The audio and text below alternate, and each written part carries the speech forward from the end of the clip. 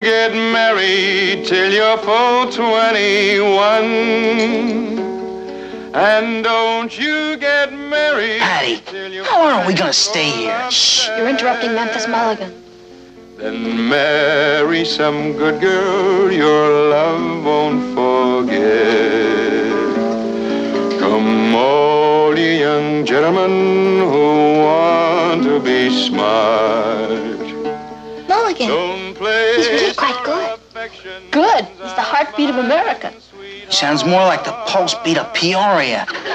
Dancing around you, some favors to gain, then turns her back on you in scorn and disdain.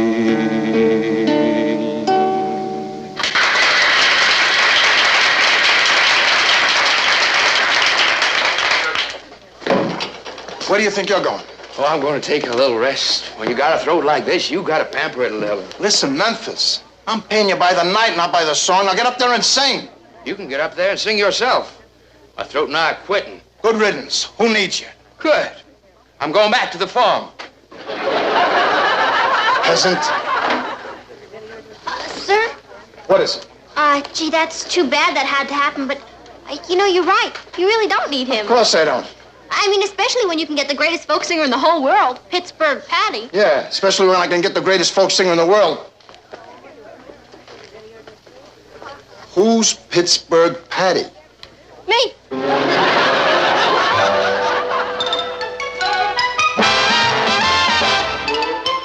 Meet Kathy, who's lived most everywhere, from Zanzibar to Berkeley Square. But Patty's only seen the sights a girl can see from Brooklyn Heights. What a crazy pair, but they're cousins, identical cousins all the way. One pair of matching bouquets, different as night and day. Where Kathy adores a minuet, the ballet russe, and crepe Suzette. Our Patty loves to rock and roll, a hot dog makes her lose control. What a wild duet, still they're cousins, identical cousins, and you find they laugh alike, they walk alike, at times they even talk alike. You can lose your mind when cousins are two of a kind.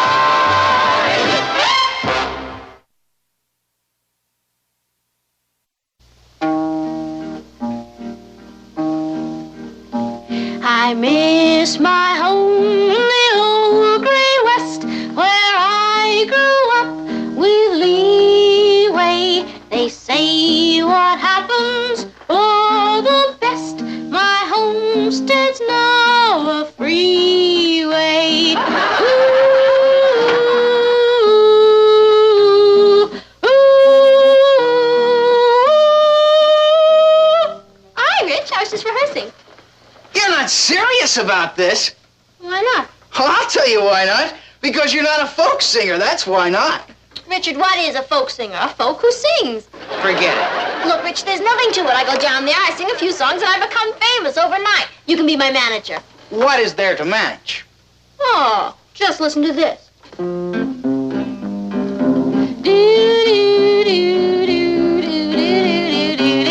And knew me a man with a red-headed gal, wore a yellow scarf when he called.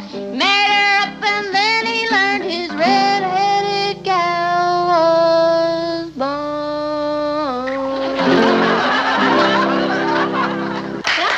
What do you think, Mr. Haley? Crazy. And I really mean crazy. She's the best folk singer I ever managed. How about it, Mr. Haley? She hired? I can only pay $15 a week. $15? I tip my barber more than that. Richard. He's just kidding. That'll be fine. I'm not doing this for the money. Patty, will you let me handle this? No. Mr. Haley, I'm doing this to express myself. I'm going to be the voice of my generation. I dig. And I can use you, too. You can? I mean, if you're going to be around here to manage her, I'm sure you wouldn't mind giving me a little hand. I guess not. Would you like to hear another song, Mr. Haley? Sure, sure. Right after you swept the floors, cleaned up the kitchen, and set up the tables. My client? The two of you. And snap it up. We open in a few minutes. Are you sure this is the way the Beatles started? Oh, hi, Richard. Hi, Ross. Are you looking for Patty or for a sandwich? Patty. She's out. Well, then I'll have a sandwich. You don't know where she is, do you? I think she went to take a singing lesson. Hey, that's a good idea. Is she really gonna be a folk singer? Sure, I already got her first engagement. Yeah? Where at? The Pink Percolator. She's singing in a coffee pot? Well, not exactly singing yet. It's a coffee house. When she gets through there, everybody in the country's gonna know her. Do you sing too? I'm her manager. Oh, boy. Every artist has got to have a manager. Even Patty. Did you get her a lot of money? Sure did, considering her talent. She's working for nothing, huh? Of course not. What do you think I am? You sure you've got everything? Yeah. Thanks. Boy, I really admire you. You do?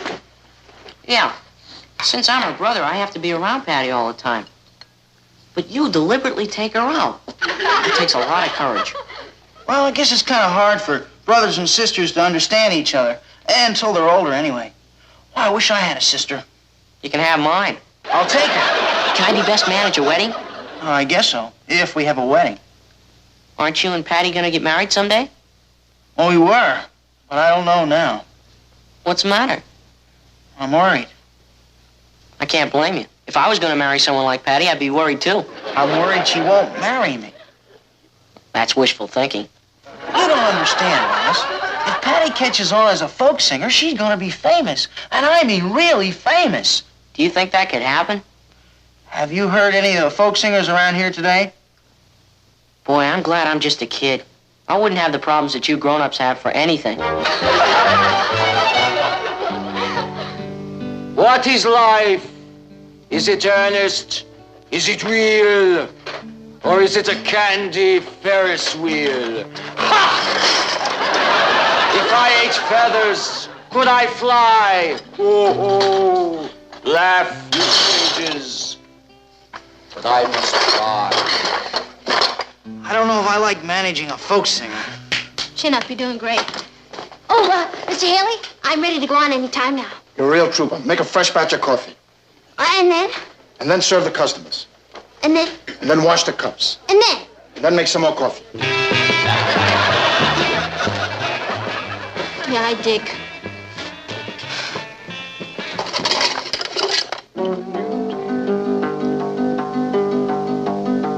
Oh, the life of a farmer is the life for me. Push-button cows and a new TV. Hello, Patty. Hi, Papa. Hadn't you better get dressed, dear? I am dressed. Oh, you're going to a costume party. In a way, I suppose you're right. Life is nothing but a masquerade. Well, this is the costume of the people. I'm earthy. I'll say. I would suggest that you wash some of that earth off, then change into a dress, and we'll have dinner. Papa, you don't know about American folklore, do you? Do you know Carl Sandburg's The People, Yes? Mm-hmm. Do you know Martin Lane's That Outfit, No?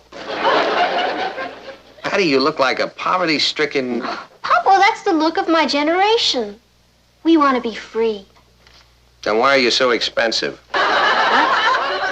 Joke. And by the way, there's a very interesting concert at the town hall tonight. Mozart. I got tickets for all of us. Gee, Papa, I'm sorry, I can't go. Why not, Patty? I'm sure you'd enjoy it. Oh, yeah, but, I'm kind of going to a concert myself. Oh? Well, at least it's not bowling or the movies. Who's playing? A folk singer named Pittsburgh Patty. Never heard of her. Oh, you will. Pittsburgh Patty. No, couldn't.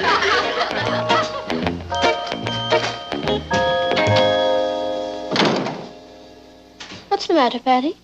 Oh, it's the older generation. What have they done now? They're not going to stop me from expressing myself. Are they trying to? They would if I let them.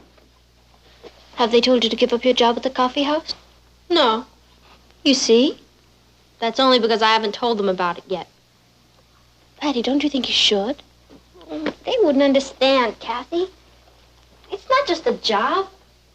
I feel like part of the grassroots of America. You look like part of the grassroots of America. It's really very hard work. The singing? The scrubbing. Hey, you wouldn't like to join my act, would you? We could make it a duet. I'll scrub, you mop. No, thank you. I'm afraid not.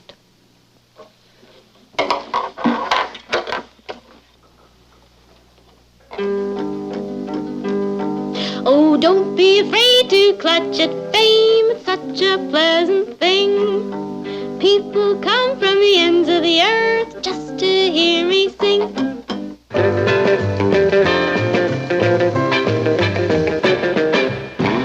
Oh, moon is a word, and tin is a word.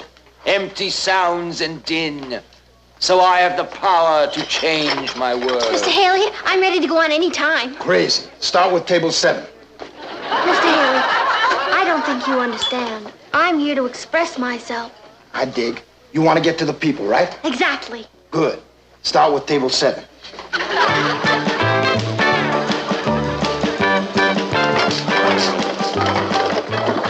What'd he say? When do you go on?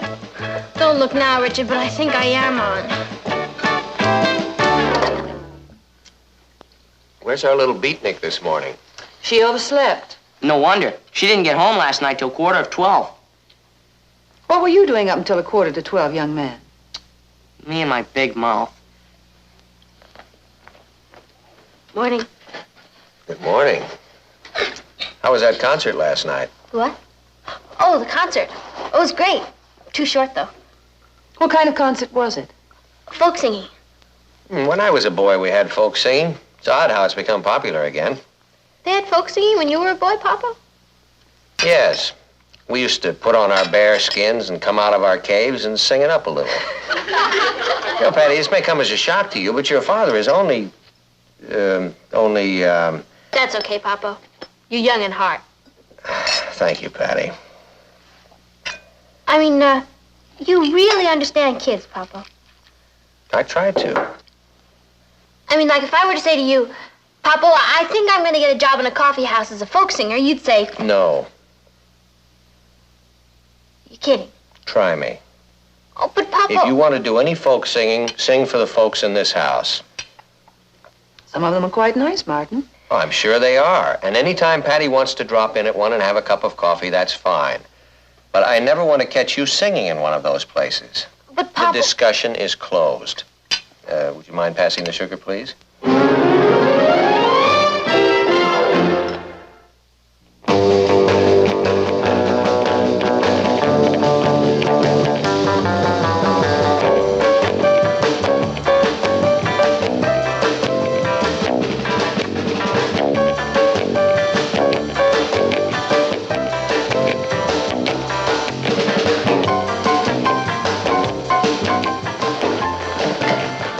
Kathy said you wanted to see me about some kind of an emergency. Brace yourself. Disaster has struck. Well, what happened? The roof just fell in on us. This morning at breakfast, the father figure conned me into thinking that he was young at heart. So I figured that was the perfect time to tell him about us working at the Pink Percolator. How'd he take it? He didn't. You mean he doesn't want you to work there? How do you spell ultimatum? Oh, boy. Oh, maybe he'll change his mind. Never in a million years. I guess that's that. We're out of the folk song business. Oh, why don't we go see a movie tonight? I can't. Well, why not? Because I'm singing at the Pink Percolator tonight. You should leave your brain to Harvard. That would teach him. Okay, Rich, what don't you understand? You just said you can't possibly... Rich, I told you I'm gonna quit. But I can't just walk out. That wouldn't be fair. Yeah, somebody's got to scrub the kitchen. Look, I told you. Tonight is my last night. I just have to give him at least one night's notice. That should pack him in. What time shall I pick you up? I'll meet you there. Hey, you wouldn't know anybody who'd like to buy a second-hand guitar, would you? Patty, what if your mother and father find out what you're doing? Well, the worst that can happen is they'll put me up for adoption. Why don't you just tell Mr. Haley the truth? You mean tell him that my father thinks I'm too young to sing in a coffee house? I can't do that. Mr. Haley probably thinks I'm at least 25 or 30 years old. All right. Then tell him your father thinks you're too old to sing in a coffee house. Will you stop worrying? I told you I'm quitting. This is my last night. Don't you want to come and hear me sing? Well, I was going to, but I think I'd better stay here and keep an eye on your parents. That's my buddy. Don't let him budge out of the house. I won't. You know, there's really nothing to worry about. They never go to coffee houses. Yeah.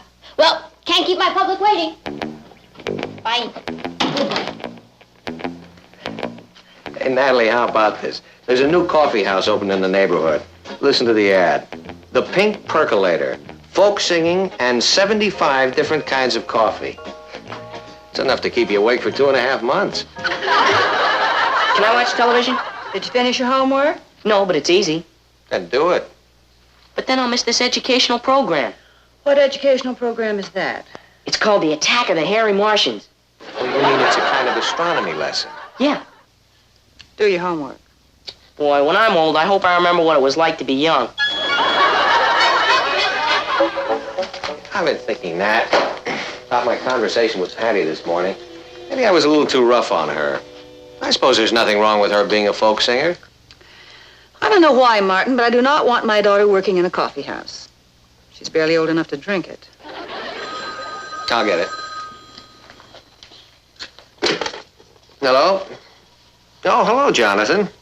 It's Richard's father. No, Richard's not here. Patty?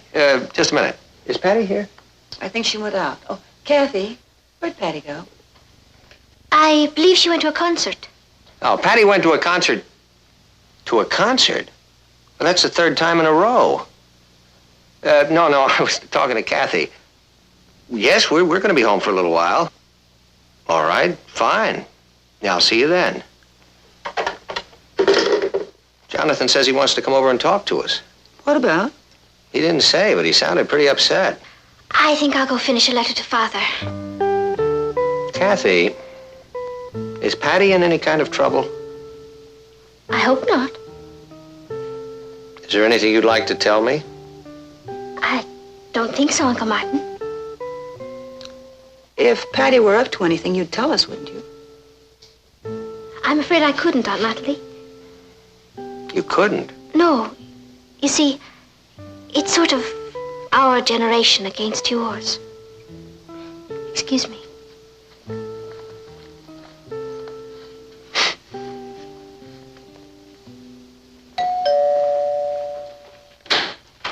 Hello, Jonathan. Hello, Martin. Is Patty home yet? Yeah, no, come on in. I hate to barge in on you like this. Oh, you're not barging in. We're delighted to see you. Hello, Natalie. Hey, Jonathan. Won't you sit down? Well, I'd rather not. Something wrong? Well, I'm not sure. Has Patty been acting peculiar lately? Well, with Patty, it's kind of hard to tell. Same with Richard. I was joking. I was serious. What's Richard been doing? That's just it. We don't know. He gets in late every night. He's completely exhausted all day, and he doesn't tell us where he goes or what he's been doing. Patty has seemed a bit more tired than usual lately, and she's been getting in rather late. I knew it. They're up to something. I love Richard being away from home. But my wife worries she's got some kind of a crazy mother complex. You know how mothers are. Richard has been talking about working in a coffee house. Yeah, Patty mentioned taking a job in a coffee house. What'd you tell her? Well, I said no. But, you know, as a matter of fact, I was just telling Natalie, maybe I was a little too harsh with her. I say you can't be too harsh with them. Give them an inch and they'll drive you out of your mind. You know where we make our mistake? Teaching the kids to talk. Just think of how wonderful it would be if they didn't know English. Look at all the money it'd save us on phone calls. Good evening, Mr. Harrison. Hello, Kathy. You two girls sure do look alike. I can never tell the difference. The one with Richard is Patty. Now, I hope he can tell the difference. Oh, don't worry. Patty sees to that. Would you like some coffee? I'd love a cup. Hey, wait a minute. Why don't we run on down to that new coffee house, the Pink Percolator, and have some there? They got 75 different kinds of coffee. That's a good idea. Oh, I don't think you'd like it. Why not? Well, I hear it's very crowded and the service is bad and the coffee's not good and it's very expensive. If business is that good, they must have something. Let's go take a look at it. It's really very noisy. Why don't I make you some coffee here? Don't trouble, Kath. Oh, it's no trouble at all, Aunt Nathalie. I could have it ready in a minute. You know, I'd like to see that new coffee house. I make the best coffee in Brooklyn Heights. Would you like to come with us, dear? No, thank you, Aunt Nathalie. Well, don't then worry. we We'll better be get on back our way. before very long. 75 different kinds of coffee. Isn't that hard to believe? 75.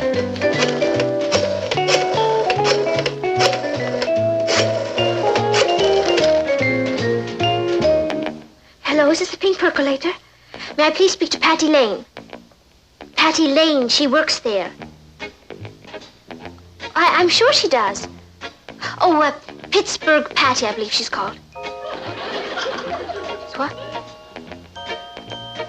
Oh, she can't go on. Would you give her a message for me, please? Some nuts. You're on, kid. I'm sorry, Mr. Haley, I can't go on now. I have to serve table 16 and clean up the kitchen and then I... Oh, I see. Thank you, Mr. Haley. Excuse me. Rich, I'm on! Oh, great! Good luck. Now, this is your last chance to express yourself, so pour it on. Don't worry, I'll be great. I think.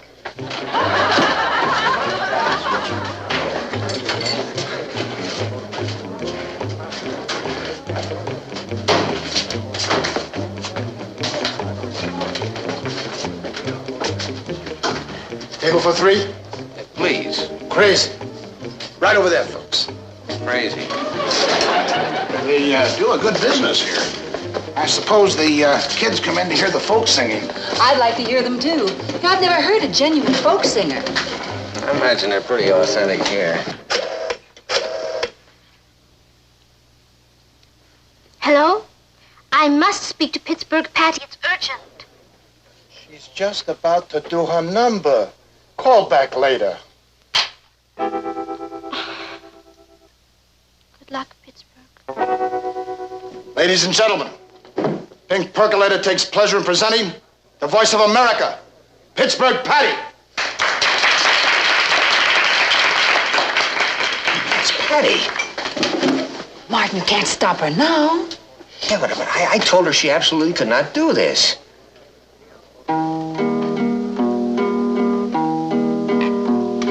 I miss my home in the old gray west where I grew up with leeway. They say what happens for the best. My homestead's now a freeway. Oop diddle diddle oop diddle diddle oop diddle.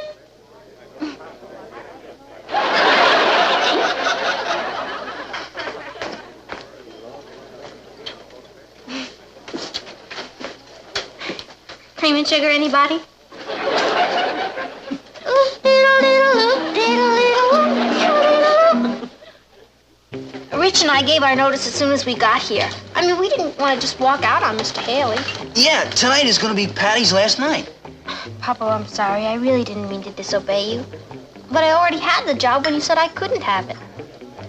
Patty, Martin. I was only going to say, Patty, I liked what you did here. You mean it? I certainly do.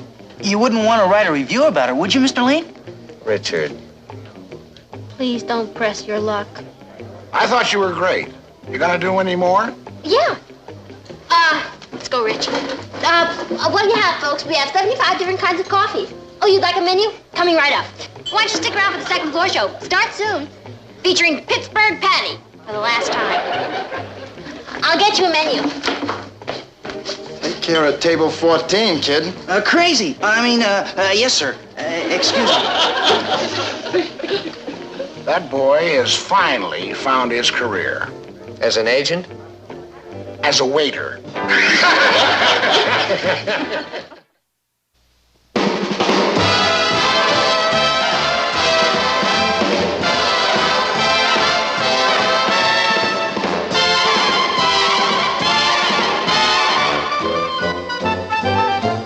Here Here's Kathy, who's lived most everywhere, from Zanzibar to Berkeley Square. But Patty's only seen the sights a girl can see from Brooklyn Heights. What a crazy pair, but they're cousins, identical cousins, and you'll find they laugh alike, they walk alike, at times they even talk alike. You can lose your mind when cousins. No, Patty, just this letter from Father. Oh, where is he this week? He's in Rome. He says a friend of his is coming to the States and he's going to look me up. A Mr. Honoré. Crazy. We'll paint the old town red for him. Kathy, think this dress will be okay for Saturday night? Richard lost his head and invited me to the theater. Oh, I think it looks fine. You know, I haven't seen Richard in a whole week. Monday night he broke his date with me because he had a toothache, and Wednesday night he broke his date with me because he had to help his father with something. And there he is. I'll get it. Hi, Rich. We were just talking about you. Were you? Uh-huh. Come on in. Hi, Kathy. Hello, Richard. Richard, are you gaining weight? Of course not. Why should I be gaining weight? He's as thin as a rail. Hey, you want some peanut brittle? We just got it. No, thanks. Oh, I know. I'll fix you one of my great bacon and egg sandwiches. Oh, thanks anyway, but I don't want to spoil my dinner. Wait. Still have that toothache? What toothache? Oh, that toothache. No, I feel fine. I came over to tell you I can't take you out Saturday night.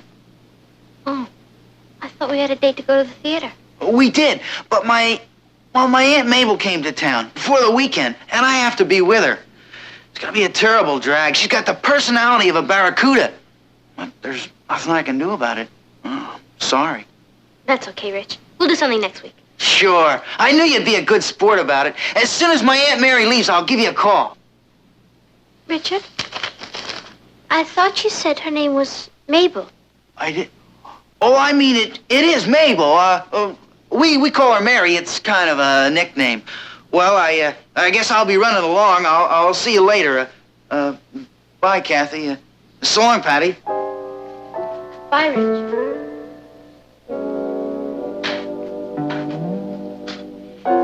If I didn't know I was irresistible, I'd swear there's another woman. I'm sure there isn't, Patty. Richard adores you.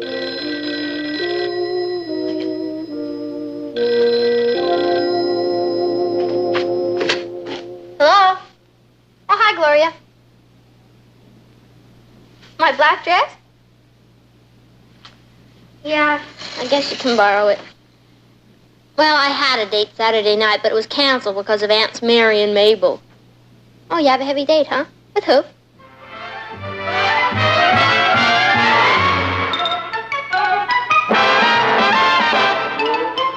Meet Kathy, who's lived most everywhere, from Zanzibar to Berkeley Square. But Patty's only seen the sights a girl can see from Brooklyn Heights.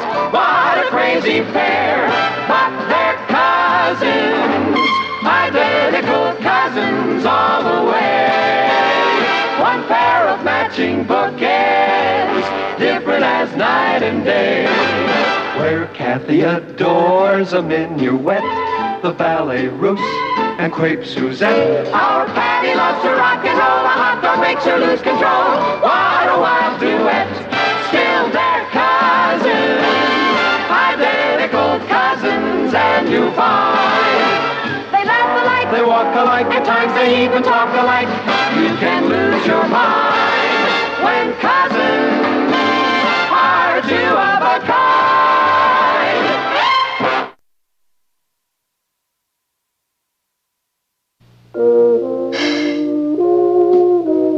I never want to see Richard Harrison again as long as I live.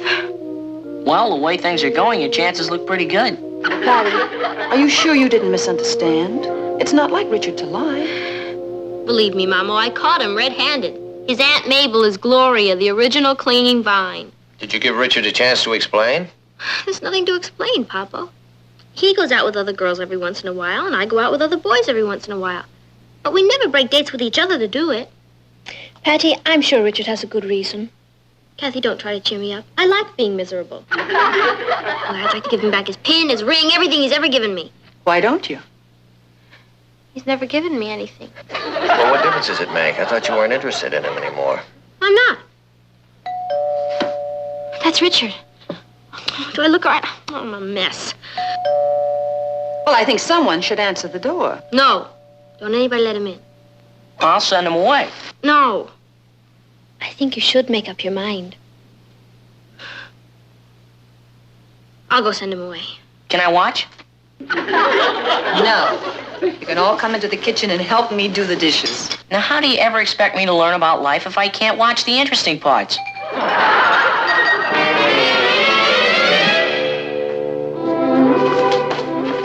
Hello, Peter. Oh. Hi, Rich. Hi, who is Peter? Oh, just a friend. I came to explain about Saturday night. Oh, that's okay, Rich. You don't have to explain. Really, I understand. You have to help your father take care of your Aunt Mary Mabel, who has a toothache. What are you talking about? Gloria called and told me she had a date with you Saturday night. She did. Boy, I sure can't trust women. Can't trust women. She shouldn't have done that. Oh, but it's all right for you to keep breaking dates with me and lie about it. I'm sorry, Patty, but I can't help it. Rich, is Gloria so irresistible that you couldn't wait to see her on a night when we didn't have a date? Gloria? Irresistible? Well, isn't she? Patty, I don't even like her. You don't like her, but you keep breaking dates with me to go out with her. That's right. What'd you do, lose an election bet? Patty, she's not nearly as nice as you. She's not as smart as you. She's not as pretty as you. And she's not as much fun as you. What has she got? Something I can't resist. I'm hooked. On what? Her cooking. Her cooking? Gloria is probably the greatest cook that ever lived. Richard, you've got to be kidding. Gloria can't even boil water. Maybe she couldn't last year, but when she went to France with her folks this summer, she went to cooking school at Cordon Bleu. She's been cooking me banquets every night, and I mean banquets. And that's why you gave up my bacon and egg sandwiches. And tonight she's making me roast pig Maxines with petit pois, glazed peaches, baked Alaska, and I better run along. I don't want to be late. Goodbye, Patty. Goodbye, Rich.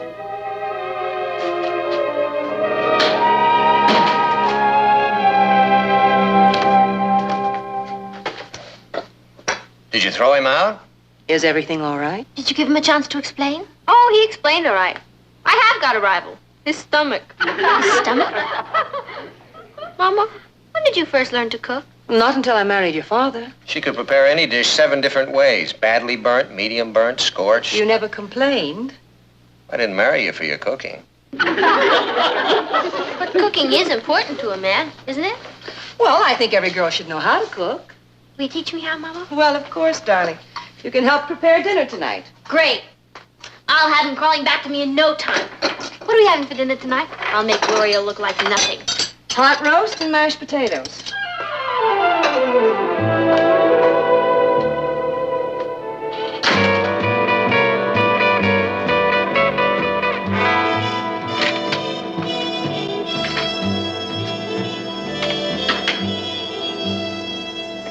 Patty, are you all right?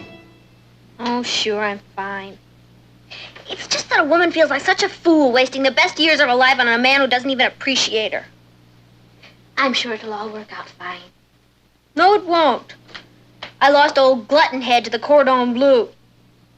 What is the Cordon Bleu, anyway? It's a famous cooking school in Paris. I took a course there once when Father and I lived there.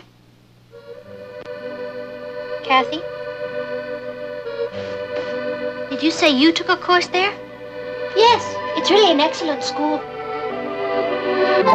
Did they teach you how to make lobster bisque? And baby veal cutlets with a cream sauce? And a pomme souffle? Mm-hmm. That was our first course. What about baked Alaska? We had that for part of our graduation examination. Kathy, you've just saved my whole romantic life. Because I went to the Cordon Bleu? That's right. You see, the reason Richard is after Gloria is that he's hooked on her cooking. And now I can beat her in her own game. Will you help me? Of course, Patty. I'd love to teach you how to cook. Who said anything about teaching me to cook? Kathy, it took you a year to learn. I've got to have Richard back in the fold by tomorrow night. Tomorrow night? Yeah. Look, I'll invite him over here tomorrow, and I'm going to prepare the greatest dinner this side of Maxime's. Patty, if you're thinking what I think you're thinking... Oh, please, Kathy, I'll never ask you for another favor as long as I live. All you have to do is prepare one of your fabulous dinners. And let you tell Richard that you cooked it. That's right. He'll never look at Gloria again. Patty, I'd like to help you out, really. But, Kathy, if you don't do it, I'll lose him. Believe me, the only way to Richard's heart is through the hole in his head. You do it? Well, the kind of dinner I have in mind would be very expensive. I don't care about the expense. This is all-out war. Hi, Patty. Hi, Kathy. Gentlemen. Hi, Rich. Hello, Richard. I'll pull up a chair and have a soda. Well, I'll pull up a chair, but I won't have anything. I never eat in the afternoons anymore. Oh. Rich, I thought maybe if you were free tomorrow night, you'd like to come over to my house for dinner. Well, thanks, Patty, but I have promised Gloria... My mother and father are going out, and I thought maybe I'd cook myself. I definitely promised Gloria I'd... Oh, well, it's not going to be anything special. I just thought maybe for an appetizer we'd have fantasy de fruits de mer, and then Canneton bigarade. Yeah, bigarade. What's that? It's tender young duckling with riz sauvage ménagère. Riz sauvage... Wild rice. And then I thought we'd have endive braisée flamande, and then maybe for dessert some crêpes Suzettes. You can make crêpes Suzette? Gloria can't even do that.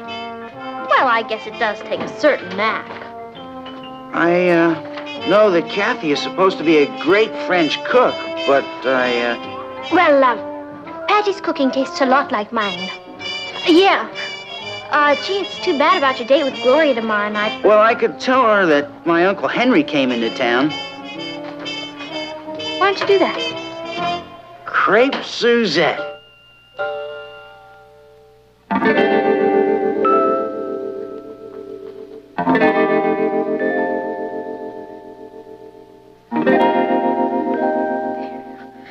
Boy, it sure takes a lot of stuff, doesn't it? I used up my allowance for the next 6 months.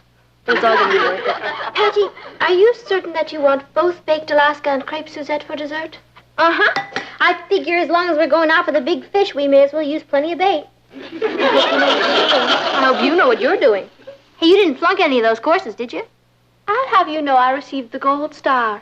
No kidding. Do you know how lucky I am to have you? The gold star at the cordon bleu. That's bleu. What time is Richard coming? I told him to come at 7 o'clock. Oh, then I'd better start the sauces now. That'll only give me about 4 hours. You mean it takes 4 hours to cook one of these dinners? Some of them take 4 days. That's the fish calling up to find out what time the bait is being served. Hello? Oh, no, it isn't. Hold on a minute. Mr. Honoré. Oh, that's Father's friend. And thank you, Patty. Hello, Mr. Honoré. Yes, Father wrote me you were coming. How is he? Good. He did? Thank you. Oh, yes, I want to talk about him very much. Why don't you invite him for dinner tonight? I don't mind cooking for one more. Monsieur Honoré, would you like to join us for dinner tonight? Oh, you are? What time? Oh, I see. It's all right if he's late. I'll let my sauces cook a little longer. Oh, yes, I'm very anxious to get together with you. But I'm afraid I can't right now. You see, I'm doing something for someone. I'll say you are. Oh, yes, I understand. If that's the only time. All right. I'm looking forward to seeing you. Thank you. Au revoir. What was all that about? Patty, Monsieur Honoré is catching a plane at 7 o'clock for India. I have to go to the airport to have dinner with him. Kathy, you can't do that. I'm catching Richard at 7 o'clock. I know, Patty. I'm terribly sorry. But this is the only chance I'll have to see him, and Father insisted that I meet him. Yeah, but your father didn't know there was going to be a crisis in my life. Oh, Kathy, if you walk out on me now, I'm ruined. I'm really sorry, Patty. But this is one of Father's closest friends. I have no choice. But what about my Canneton by you, whatever it is. Please, Kathy.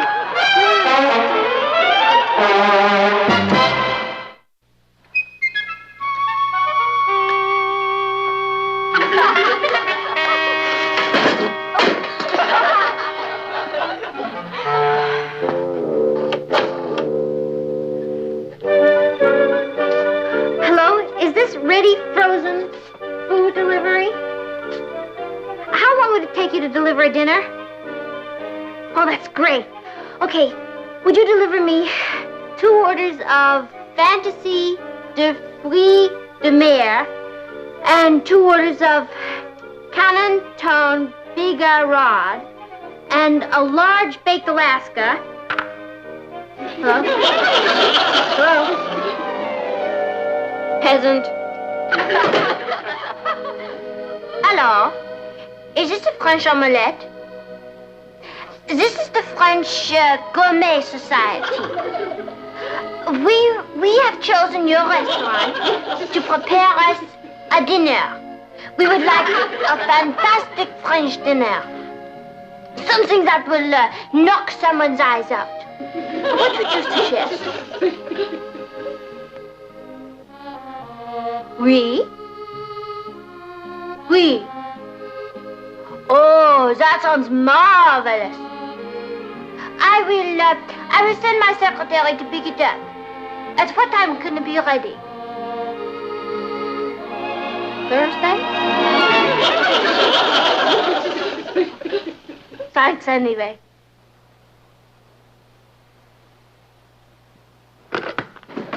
Hi, sis. What's cooking? Me. What are you building? A gallows. I was trying to impress Richard. Why would you have to impress him? He's lucky to have you. Thanks, Ross. But he suddenly flipped for French food. And guess who cooks it? Gloria. Uh-oh. I guess I'm gonna have to find you another brother-in-law. Hey, wait a minute. I've got an idea. Yeah? What's that? Kathy's a great cook. Why don't you ask her to... Good thinking. I tried it.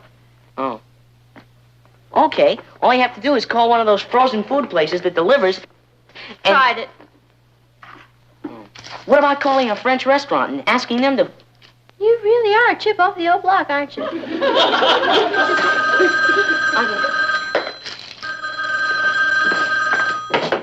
Hello? Oh, hi, Rich. I was just talking about you. Rich, about dinner tonight. You haven't eaten anything all day because you're looking forward to my Fantasy de Fruits de Mer and my Canton Bigarade and my frittata. Oh, I really underestimated you, Patty. You're full of surprises. Rich, has it ever occurred to you that there are more important things in life than eating? Yeah? Name one. Gloria tried to get me to break my date with you tonight. She tried to tempt me with profiteroles. But I told her I was holding out for your crepe Suzettes. Oh, bully for you. She claims you can't cook. Oh, she does she? Oh, what does she know? Nothing. That's why I'm going to see you at 7 o'clock. And have plenty to eat. I'm bringing my appetite.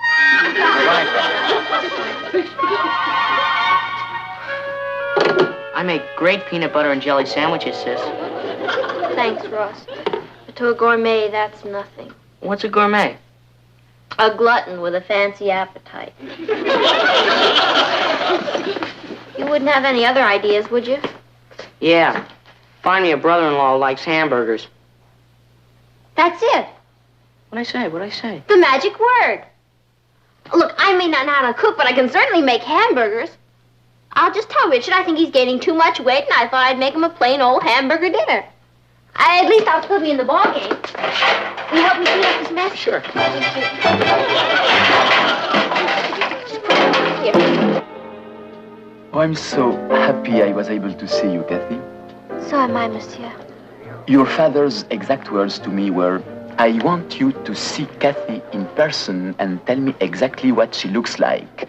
If she's too thin or too pale. Well, you know what fathers are like. Yes. He tells me that you are flying over there to see him this summer. As soon as school is out. I'm hoping to take Patty with me. Oh, your father speaks of Patty a great deal. Apparently, she's what you call a character, happy and carefree. Well, she used to be. I don't understand. Oh, I've gotten Patty into terrible trouble. What? She's home now cooking a gourmet dinner for her boyfriend, Richard. Patty is a gourmet cook? No, Patty isn't any kind of a cook.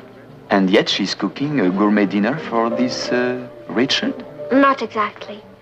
You see, I was supposed to cook it. Oh, and she was going to impress him by saying she cooked it. Yes. Well, as a Frenchman, I would feel a deep responsibility if in any way I hurt a romance. It isn't your fault, monsieur. Yes, in a way it is. I think I owe Patty and her friend a dinner, but we must be very resourceful. What was she going to serve? Oh, there it is. Ross, will you keep an eye on the hamburgers for me? Sure. Thank you. Boy, I wouldn't be a woman for anything. Hi, Patty. Hi, Rich. Something sure smells good. What is it, Canton Bigarade? Huh? Well...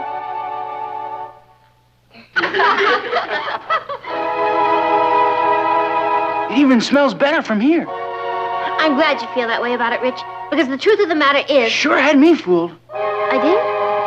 Yeah. I thought the only thing you could cook was those crummy hamburgers of yours. Crummy hamburgers, Mom? Yeah, Gloria tried to tell me that's what you're going to feed me tonight. You sure got a laugh on her. Yeah. What time are we going to eat? Would, 12 o'clock be too late?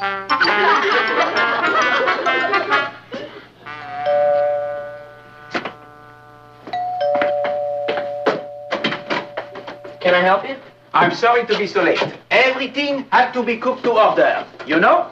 Fantaisie de fruits de mer, Canton Bigarade, riz sauvage ménagère, and crêpes Suzette. Monsieur Honoré and the restaurant voisin wish you a very pleasant dinner. Bonsoir, monsieur. Richard, I have a confession to make. Couldn't you make it after dinner? I'm getting kind of hungry. I didn't even eat breakfast. No, Richard, it can't wait till after dinner. You see, what Gloria said about me... You don't have to worry about Gloria. Yes, I do, Rich. You see, what she said is absolutely... Patty, I don't want to rush you, but if you don't sit down to dinner soon, that duck is going to get cold, the baked Alaska is going to melt, and your crepe Suzettes will be ruined. Oh, boy.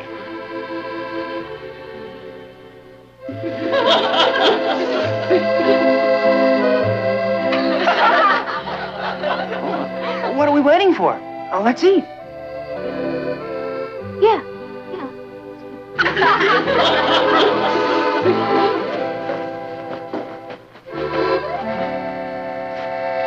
You know something, Rich? What? Somebody up there likes me.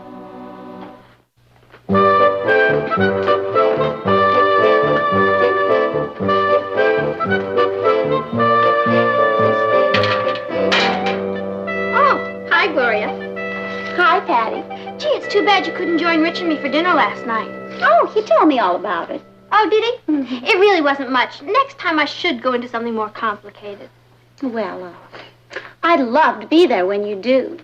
I have a feeling you got away with something this time. But what are you going to do for an encore? Well, bye, darling.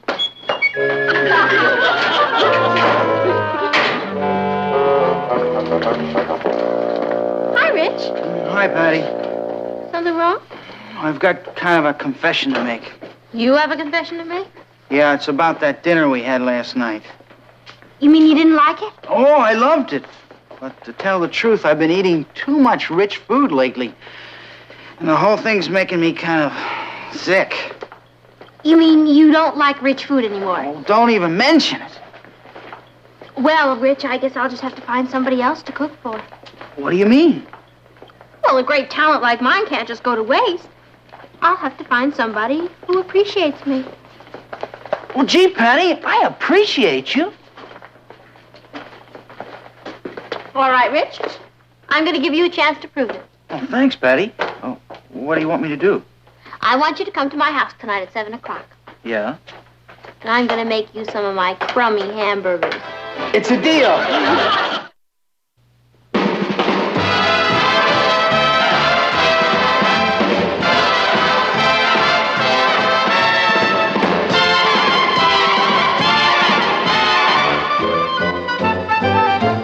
Here's Kathy, who's lived most everywhere, from Zanzibar to Berkeley Square. But Patty's only seen the sights a girl can see from Brooklyn Heights. What a crazy pair, but they're cousins, identical cousins, and you'll find they laugh alike, They walk alike, at times they even talk alike. You can lose your mind when cousins. Your debating team coming, Kath? Oh, fine, Uncle Martin. Patty and I are both on the team. Yeah, Papa, we're gonna bowl them over. We're having our Little League tryouts this morning. Boy, I'll bet half the town didn't sleep last night. Papa, we're having a debate at the auditorium Saturday. Would you like to come? Oh, no, I'm sorry. I have to go to a meeting in Kansas City this weekend. There must be 1 million guys trying out for pitcher. How long will you be gone? Just a day or two. Boy, I'll bet the guys that don't make the team are gonna kill themselves. What are you debating? Whether or not there's life on other planets. That should be interesting. Now, Billy Bishop is the one to watch. He's good, and he throws a fastball with a hop on it. Everybody knows he's gonna get it. Have you ever seen a fastball with a hop on it? I'm sorry, Ross. I really don't know very much about baseball. Well, I could teach you. You too, Patty. Oh, sure, Ross. But some other time, we're trying to get ready for the debate. Yeah.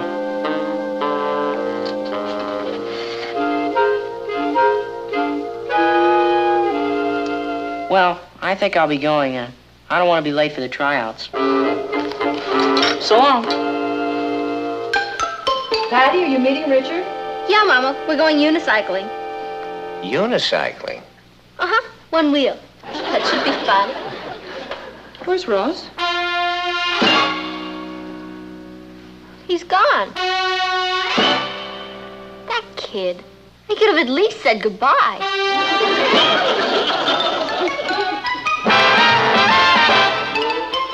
Meet Kathy, who's lived most everywhere, from Zanzibar to Berkeley Square. But Patty's only seen the sights a girl can see from Brooklyn Heights. What a crazy pair, but they're cousins, identical cousins all the way.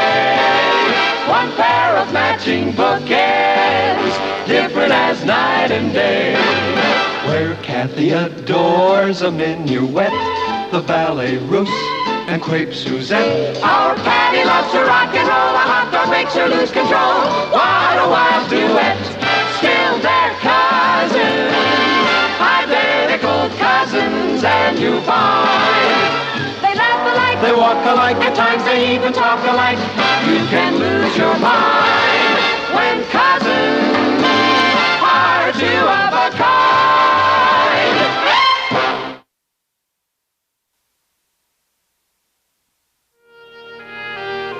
Ross! Ross! Hey, what's the matter?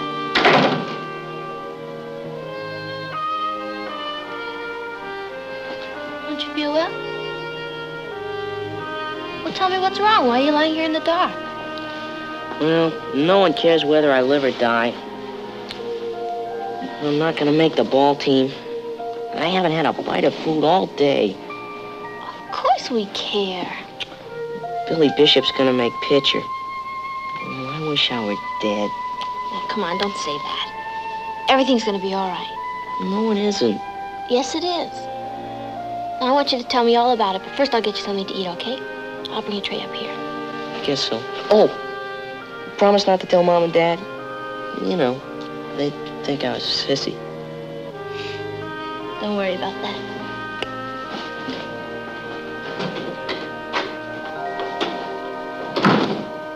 What are we going to do? I don't know, Kathy, but we've got to do something. He's in terrible shape. Are you still hungry? No, Mom, this is for Ross. Well, you said he didn't want any dinner. He filled up on hot dogs and things at the ballpark. Well, that's because he was too sick to eat. Mama, he's up in his room and he's in terrible shape. Why? Well, first of all, because he didn't make the Little League, and second of all, because he thinks none of us give a darn. Why didn't he say something? Well, I guess he did, but we weren't tuned in. Oh, well, I'll go up and have a talk with him. Oh, no, Papa, I really wish you wouldn't do that, because I told him I wouldn't say anything. He doesn't want you to think he's a sissy. Oh, all right. You make sure he eats, and we'll think of something. Okay. Patty. Thank you.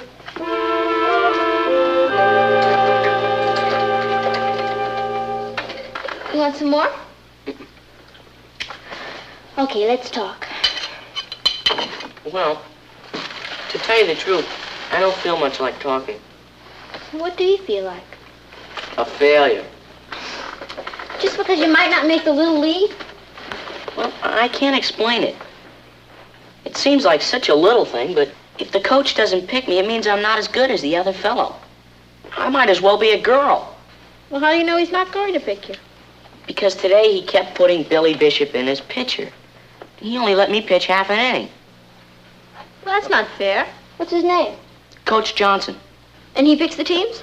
Yeah, he's murder. I really tried, Patty, but he's awfully hard to please. Well, did he actually say he was going to pick Billy Bishop? No, but everybody knows he's going to.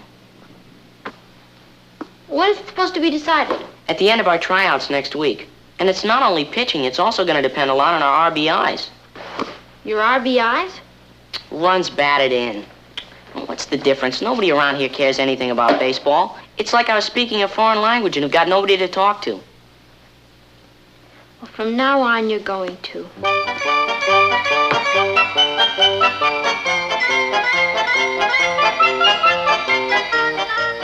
Okay, it's your turn. How many major leagues are there? 2. American and National. Good. Where's Baltimore? In Maryland, isn't it? I mean, what league is it in? Oh, American. Good. San Francisco? National? Minnesota? American. Good, you're going to be quite an expert. Let's go to the minor leagues. Maury Wills. He's with the Dodgers. Flood. St. Louis Cardinals. Nixon. Did he play ball? Russ Nixon. Of course. Boston. Very good. You know, all these players are famous, and I never even heard of them before. It's like another world. Well, at the moment, it's Ross's world. I think it's very nice we can share it with him. So do I. Is there a little league for mothers? I don't think so. Might not be a bad idea to start one, though.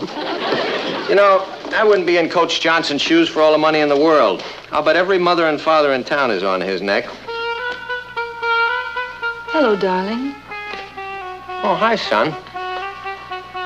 How'd it go today? Not so hot. A lot of kids were eliminated. Were you?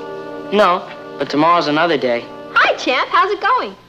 Terrible. Billy Bishop pitched most of the game. Oh, well, that's nothing to worry about. The coach is probably just saving you, that's all. Come on, sit down. Sure. The way they saved Tiant today. They put him in as relief pitcher in the top of the 4th, and he pitched a shutout.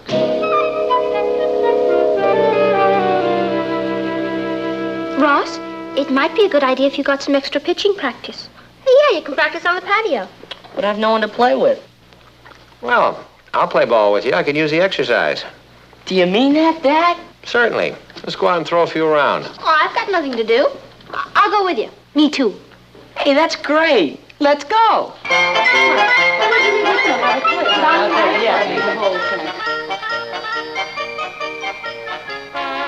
Strike 3! You got a nice curve there, son. Thanks. You should see Billy Bishop's curve. Why don't we take a little rest? Yeah. I could go on forever. Not me. Not as young as I used to be. How do you think I'm doing? I think you're doing fine. Could I give you some advice? Sure. I think you should stop worrying about Billy Bishop. Forget that you're competing with him and just compete with yourself. Do the best you can. Yes, sir. Okay. I'll meet you at the Shake Shack. I'll talk to you later. Bye. I'll call you from Kansas City. Bye, Papa. Have a good time. Oh, thank you, honey. Now, you look after Ross, will you? Oh, don't worry about him. I'm going to make a Little League pitcher out of him if it kills me. He'll be fine. Goodbye, dear. Goodbye. Bye. Bye-bye. You know, Mama, Ross is really a very good pitcher. Coach Johnson wouldn't dare not put him on the team. I hope Coach Johnson knows that. Hello, darling. Hi, Ross. Hungry? Did anything happen today? Coach Johnson eliminated all the pitchers except me and Billy Bishop. That's great. good. No, it isn't. Billy Bishop's gonna get it. Is 12 too young to have a nervous breakdown? You're not gonna have a nervous breakdown. I'm cracking up. Why don't you have something to eat? Why is it mothers always think that food solves everything? I don't know what I'm gonna do if he doesn't pick me. What's wrong with Ross? War nerves. Narrowed down to him and Billy Bishop. Mama, we've got to do something. Do you know he hasn't eaten anything in 3 days? He's going to be too thin to pitch. He'll throw the ball and go right up in the air after it. I don't know what to do. Why don't we have a talk with Coach Johnson? You know, kind of feel him out. Is that ethical? Well, if you love your son, it's ethical. I mean, why don't we invite him to dinner? You see, I could find out what his favorite food is and you could cook it for him. That sounds a little like bribery. No, it's what you call the social graces. Comes at an opportune time, too, doesn't it? Mama, there's nothing wrong with being nice to him. I mean, what's wrong with letting him see Ross in his native habitat? I don't think your father would approve. Well, he doesn't have to know. I mean, he's out of town, isn't he? What harm could it do? We're only going to invite him to dinner. Everybody does it. I mean, people give candy to the teacher, an apple to the policeman, gifts to their bosses. It's just a way of showing your appreciation. This does mean a lot to Ross, Aunt Natalie. All right, we'll do it. Let's not say anything to Ross. Let's not say anything to anyone.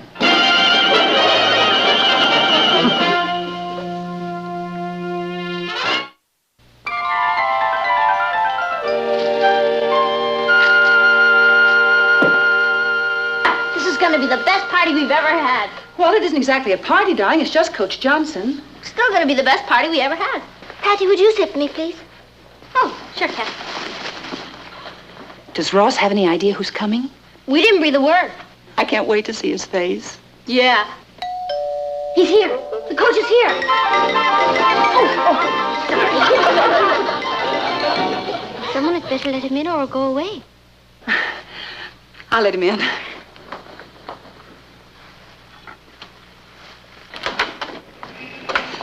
Martin! Hi. I'm sorry, I had a ring. I just forgot my key. You're home a day early. Yeah, I know. We finished up ahead of schedule, so I just caught the late afternoon plane out, and here I am. You're all dressed up. Yes, we're having a guest for dinner. Oh, one of Patty's friends? No, one of Ross's friends. Well, good.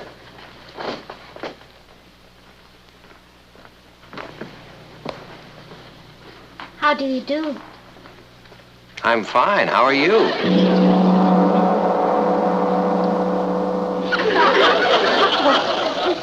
What are you doing here? I live here. But you're home a day early. Well, I can always leave again. Why is everybody so dressed up? You always dress for dinner. Like that? He's here again. Yeah, well, I must say you've gone to a lot of trouble for Ross's friend, but I think it's kind of cute. Do you? I'm sure glad. Patty, would you let him in, please? Oh, yeah.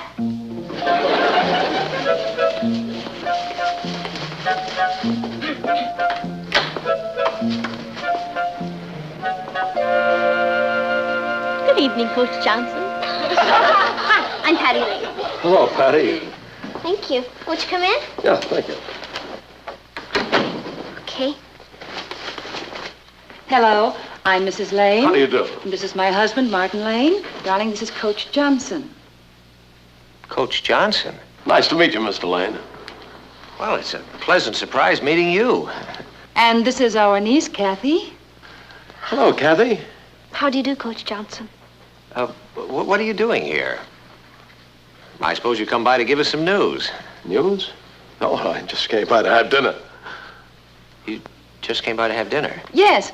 Isn't it nice that Coach Johnson was able to take time out from his busy schedule? Oh, certainly is. Where's Ross? Oh, he'll be right down. Excuse me. Oh, won't you sit down, please? Yes. Thank you. Oh, Aki-san, would you put it right here, please?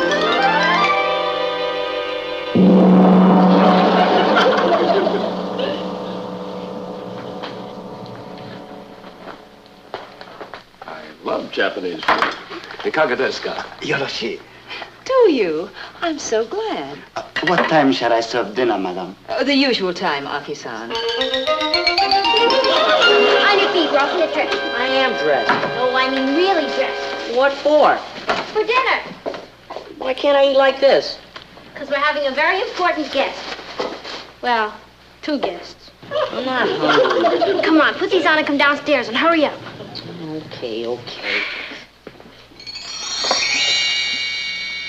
What did you get all dressed up for? I did it for someone I love. Hurry up. I've been a fan of yours for a long time, Mr. Lane. I think the Chronicle's a great newspaper. Well, thank you.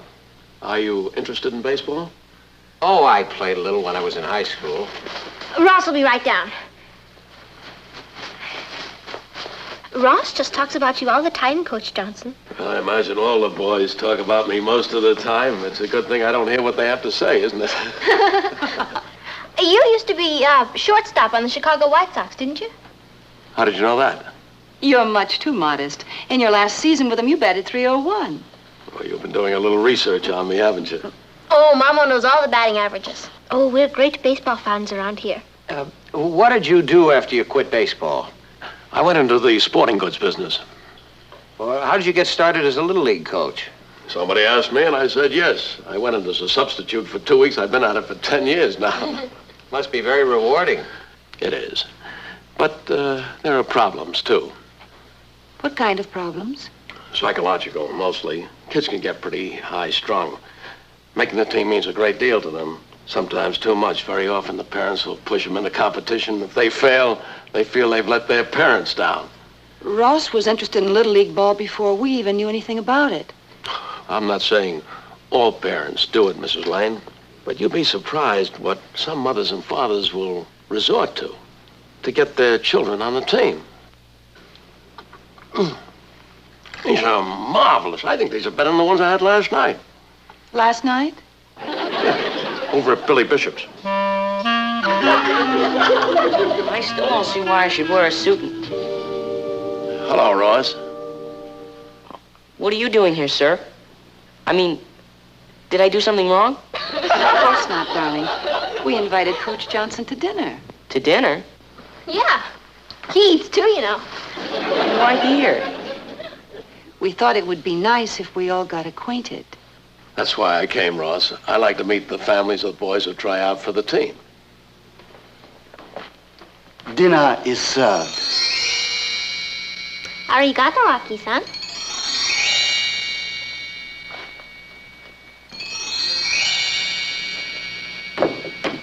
Oh, Ross said to tell you the reason he went to bed so early is because he's in strict training. He's a nice boy. Nat. Would you like to see our roses? I've some prize cuttings. I grow them myself. Oh. Excuse me, Rosa. Oh, these are much larger than mine. They're choice cuttings. May I send you some? That's very kind of you, Mrs. Lane. Oh, it's nothing at all. They certainly get a lot of tender, loving care.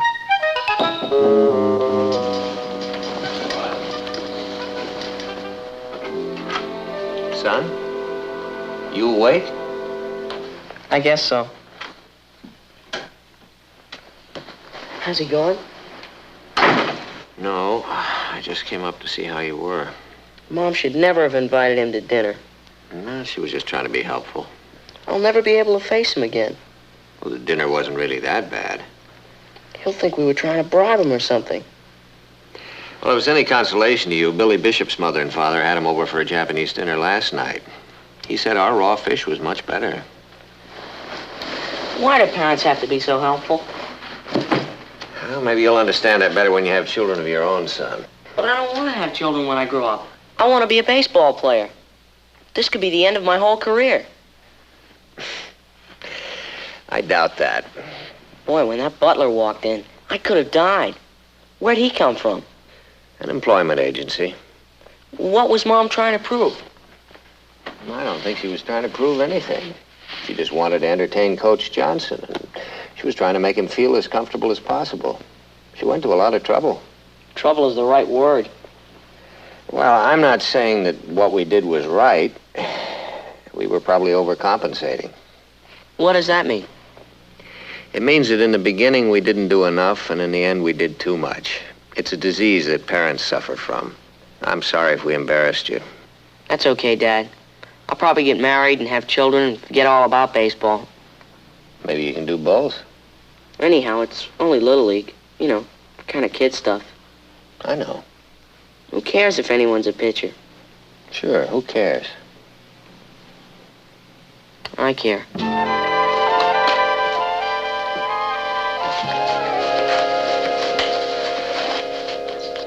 I'm sure glad you could come to dinner tonight, Coach Johnson. So am I, Patty.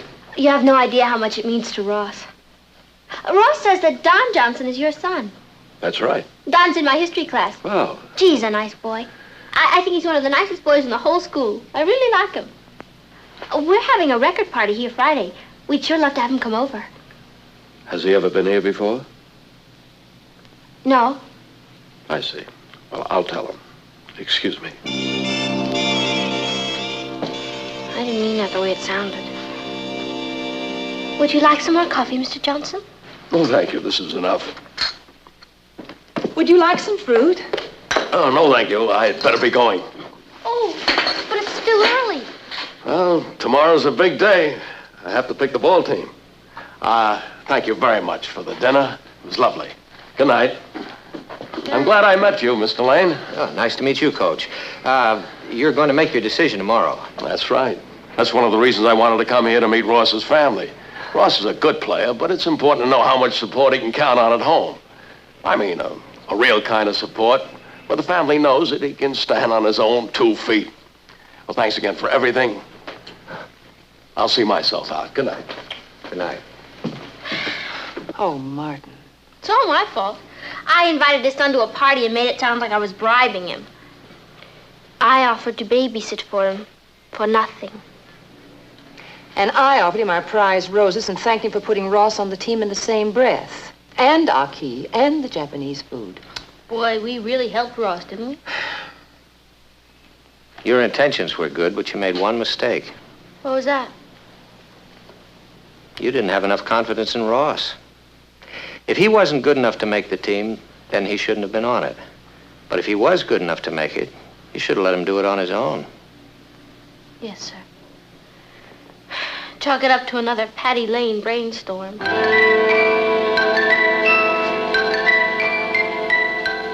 are you going? To see if I can get Ross to take up ice hockey.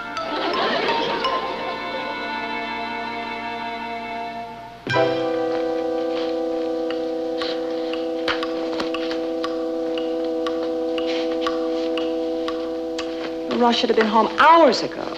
Tryouts take time. Patty, where have you been? On a kamikaze mission. Since this whole thing was my idea, I decided I should go apologize to Coach Johnson. What did he say? He said not to send the rose cuttings, 'cause with his wife away, there's nobody to water them. Oh. And he said to tell you he doesn't need a babysitter. I see. And his son can't come on Friday night. Well, we've batted 1,000. I think the expression is, we struck out. How am I going to face him? Hi, folks. Ross, would you like to go to 3 movies tomorrow? Oh, gee, thanks, sis, but I can't. I'm pitching for the Little League team. Oh. You what? I was made pitcher today. Billy Bishop's my relief pitcher. Congratulations, That's Ross. wonderful, darling. I'm so glad. Now we'll show them some real shutouts. Boy, Coach Johnson sure was nervous today. There must have been 1,000,000 parents out there. He asked me to give you a message, Dad.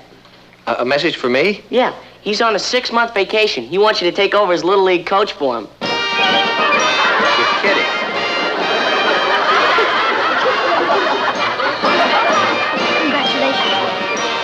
thank you.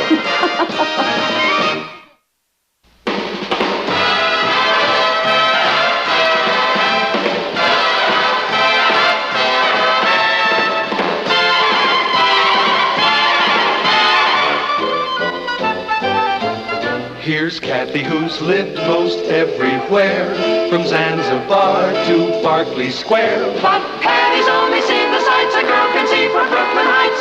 What a crazy pair, but they're cousins, identical cousins, and you'll find they laugh alike, they walk alike, at times they even talk alike. You can lose your mind when cousins. Tell him he'll have to find another passenger because you can't go. Papa, it's a brand new second-hand motorcycle, and Richard wants to try it out. Naturally, he wants me with him. What's so natural about that? The subject is closed. Oh, Mama, it'll break his heart. Hattie, I think that you are now reaching the age where you should be thinking about more ladylike pursuits than riding on the back of a motorcycle. Okay, now since I'm an old lady, I think I'll take up crocheting. I'm sure you can find a happy medium, dear.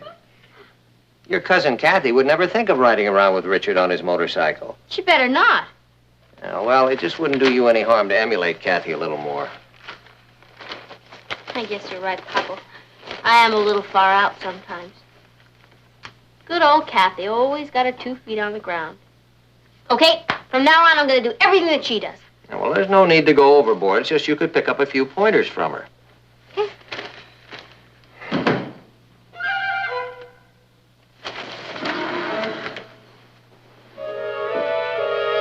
Hello, everybody.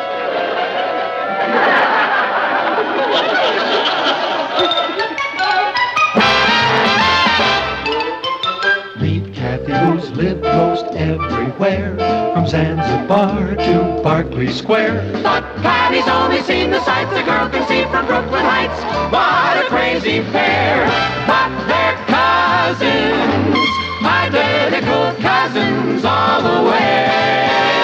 One pair of matching bouquets, different as night and day. Where Kathy adores a minuet, the ballet russe, and crepe Suzette. Our Patty loves to rock and roll, a hot dog makes her lose control. What a wild duet, still they're cousins, identical cousins, and you find they laugh alike, they walk alike, at times they even talk alike. You can lose your mind when cousins are two of a kind.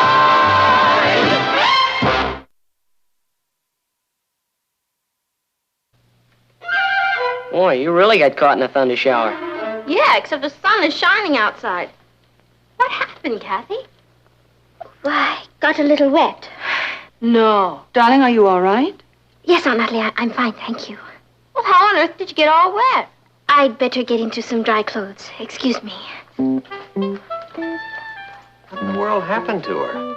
I don't know, but she sure doesn't want to talk about it. She'll tell us when she's ready. Well, maybe she's not ready, but I am. Hi, Cuz. No.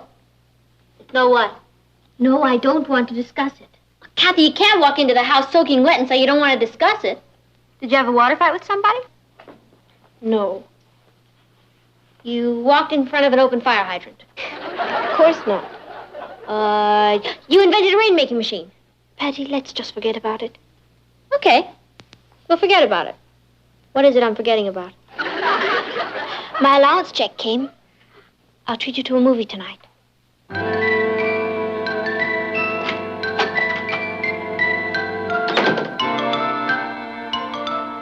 Somebody pushed her in a swimming pool.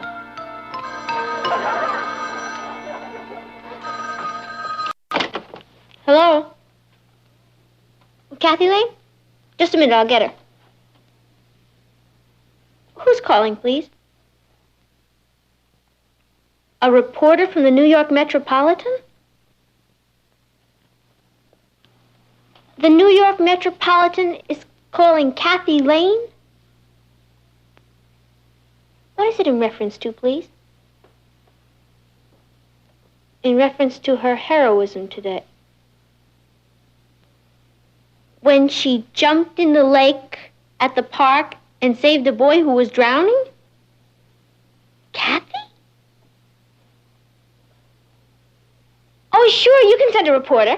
Hey, and you better send a photographer, too. I mean, that's the least you can do for a heroine. Bye.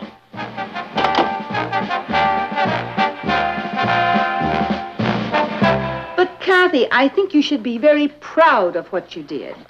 If Patty had done it, she would have come in with a neon sign. Kathy, you saved somebody's life. Do you know what that means?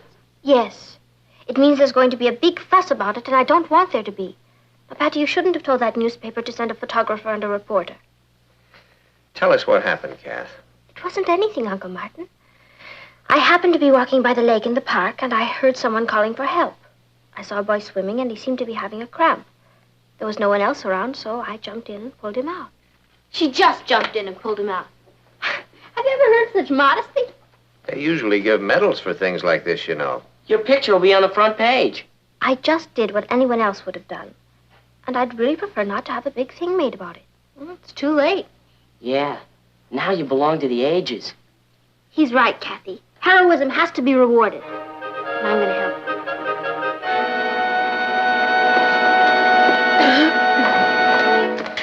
Here comes the backfield. Watch how silly Tony acts. He's got a real crush on me. Hi, Kathy. Hello, Tony. Heard what you did yesterday. That's the bravest thing I ever heard of. Are you scared? Well, I didn't have much time to think about it. You've really got what it takes. You going to class? I'll carry your books. How'd you like to see a movie tonight? I think I'm free.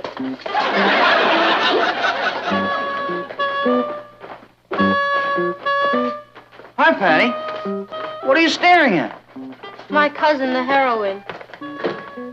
Come on.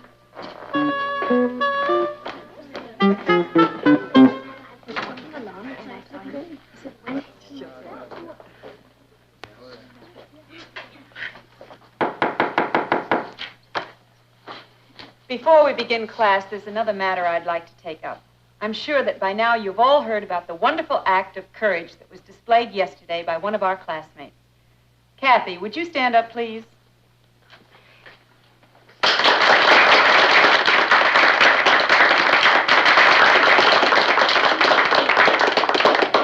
You've brought honor to all of us by what you did, Kathy. Risking your own life to save the life of a stranger is the highest act of valor. Would you care to say a few words to the class about it? Thank you, Miss Castle. There really isn't much to say. I'm sure that everyone here would have done the same thing in the same situation. Thank you. Boy, what conceit. No, I'm sorry. I don't know when she'll be back. Okay, I'll give her a message. Thank you.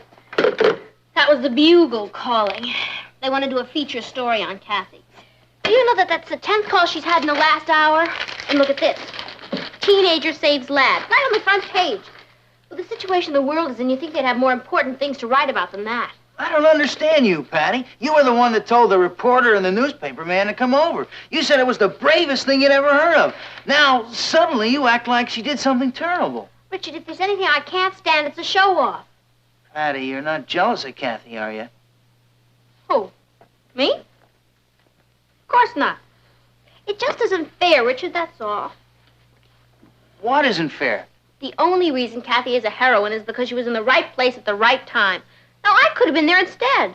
If you'd have been there, he'd have drowned. You can't swim. Everybody's making such a big fuss over her. You think nobody'd ever saved anybody's life before? She did a very brave thing. I'm not trying to take that away from her, Richard. It's just that Kathy is not a natural-born heroine. And you are. Well, at least I'd know how to handle the situation. I think Kathy is handling it fine. Oh, the whole thing's gone to her head. Richard, I tried to give her the benefit of my advice, and she wouldn't even listen to me. That's probably Life magazine wanting to put her on the cover. Hello? No, Kathy isn't home. Who's calling, please? Roger who? Oh, that Roger. It's the boy she saved. A voice from the dead. No, there really isn't any point in coming over, Roger, because Kathy's not home.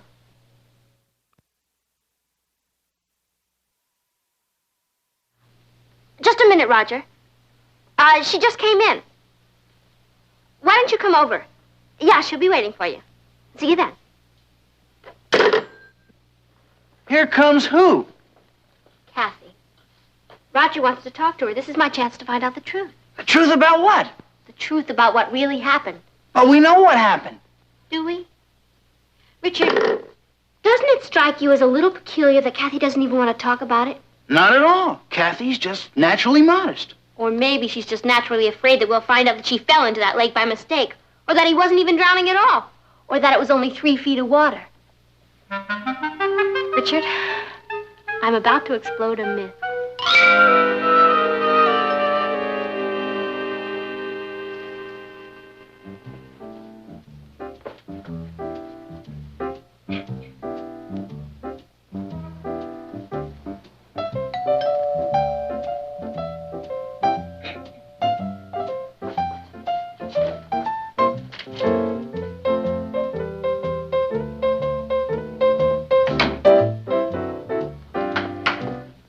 Hello, Roger.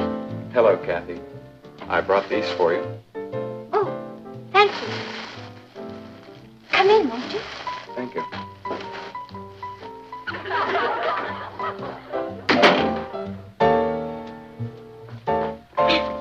Won't you sit down? Thank you.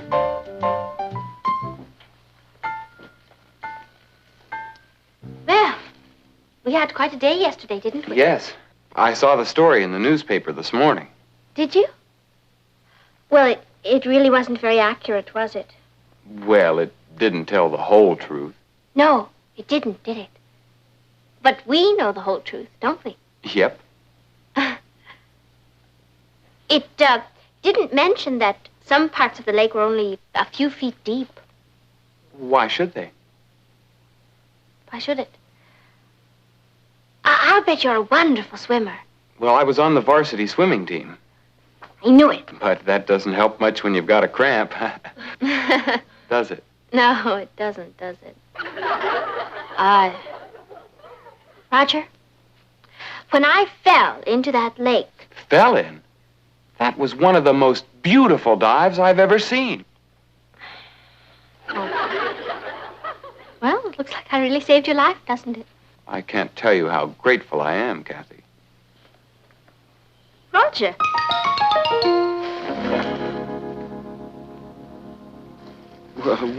Which is which?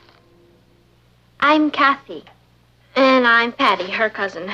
Nice to meet you, Roger. We were just having a little chat. Oh? About what? About you a lot.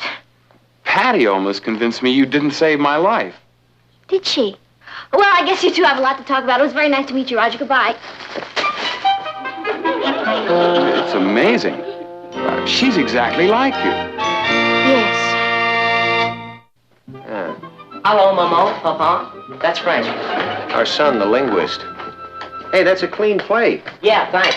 Are we all going down to City Hall to watch Kathy get a medal? Well, of course we are. How often do we have a hero in the family? Every day. I should get a medal for living with Patty. Lois, have Patty and Kathy been quarreling the past few days?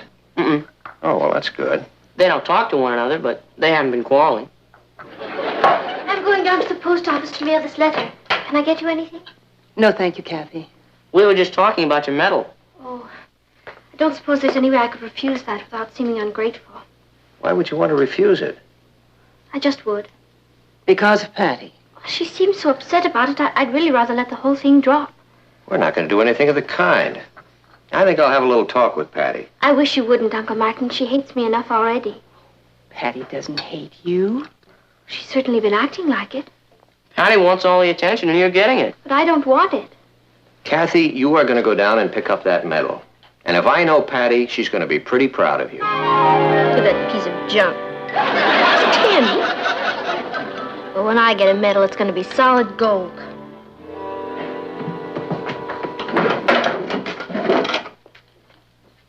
Thought you were going to the movies with Kathy. Oh, I changed my mind. It's too crowded. The movie's too crowded? Kathy's too crowded. You can't get near her.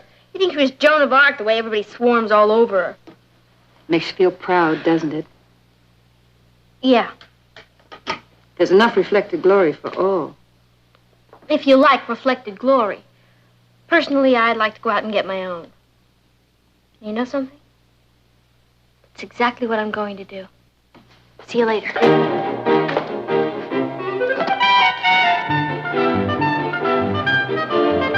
Switch it to a 3-column layout and get it in here as fast as you can. I'll have Al standing by. Right. Yes? Oh, good, Joe. We'll take that up at the editorial meeting this afternoon. Fine. Goodbye. Hello, Uncle Martin. Hello, Kath. I hope I'm not interrupting anything. No, this is a wonderful surprise. Yeah, we should come down here more often. Well, I really don't find much free time during the day. But you managed to find it today. Well, what can I do for you? I've come to ask a favor, Uncle Martin. You name it, you've got it. Natalie told me you were going to write a Sunday feature story about me. That's right. That's the favor. I don't understand. I don't want you to write it. Now, if Patty sent you down here... No, I haven't discussed it with Patty. As a matter of fact, she's not even talking to me. That's why I don't want you to write the article. Well, I'm sorry, Kath. There's nothing I can do about it. In the first place, it wasn't my idea. It was suggested to me by my boss. I thought it was a very good suggestion. I still do. And it's going to appear in the Chronicle on Sunday. Patty doesn't have to read it. I'm sorry I troubled you, Uncle Martin. At least I have learned a lesson. What lesson is that? Well, the next time I see someone drowning, I'll let him. See you, Tom. See you, Tom. I've never tried analysis before. I don't know if it'll work or not. I guess the idea is to be able to talk out your problem. I think I've just about figured out what's bothering me. You see, usually I'm not jealous of Kathy. Like the time that she got all the highest marks in the whole school. I was so proud I was ready to bust. Or the time that she won the music scholarship. I was so happy to think I'd won it. So basically, I really don't think I'm jealous of Kathy. Basically. I mean, when she sticks to her own territory. But you see, Doc, when she became a hero, well, that's more in my line. I mean, I'm much more the type. I guess I felt what you psychiatrists would call threatened. Does that make sense to you? Makes sense to me. You know something? I feel a lot better after getting this all off my chest. What do you think? Well, how should I know? I'm just trying to do this crossword puzzle.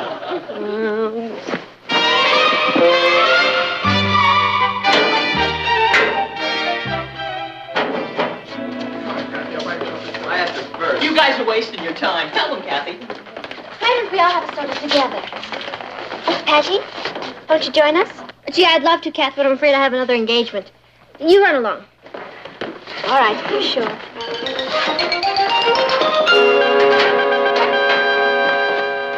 Come on, Tagger. Everybody's going over to the shake shop. You're wrong. We're not. But I'm thirsty.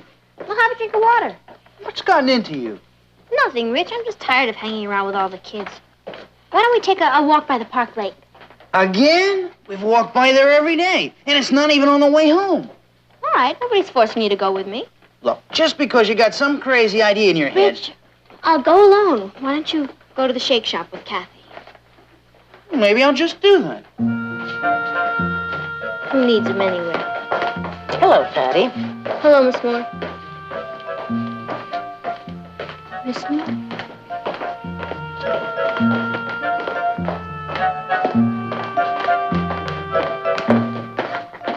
Miss Moore? Yes, Patty. Could I ask you a question? Of course. I know I'm not in your psychology class or anything, but well, I thought maybe you could help me with a problem that two friends of mine are having. I'd be very happy to try. They're two boys, cousins, and one of them is jealous of the other one. Do they like one another? Oh, yeah, they're crazy about each other. It's just that one boy did something to make the other one jealous. He doesn't want to be jealous, but can't seem to make himself stop. It sounds as though he's rather immature. No, he isn't. I mean, he's really a wonderful boy. If it weren't for this little problem, I think he'd really be quite a remarkable young boy. Are these close friends of yours? Yeah, I think you could call him that. Why don't you have them come in and see me? They can't do that. They live out of town. In Africa. They just moved there recently. I see. I was going to write them a letter and include your information. Well, if this boy is as wonderful as you say he is, I'm sure he has nothing to be jealous of. All he needs to do is develop his self-confidence. Develop my self-confidence.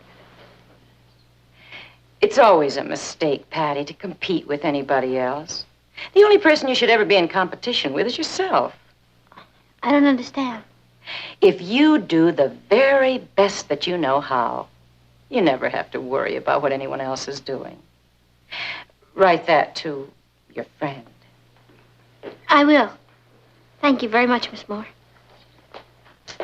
And be sure to say hello to Kathy.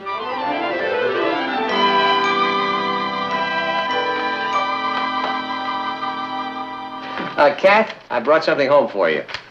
This is an advance proof of Sunday's Chronicle. Oh.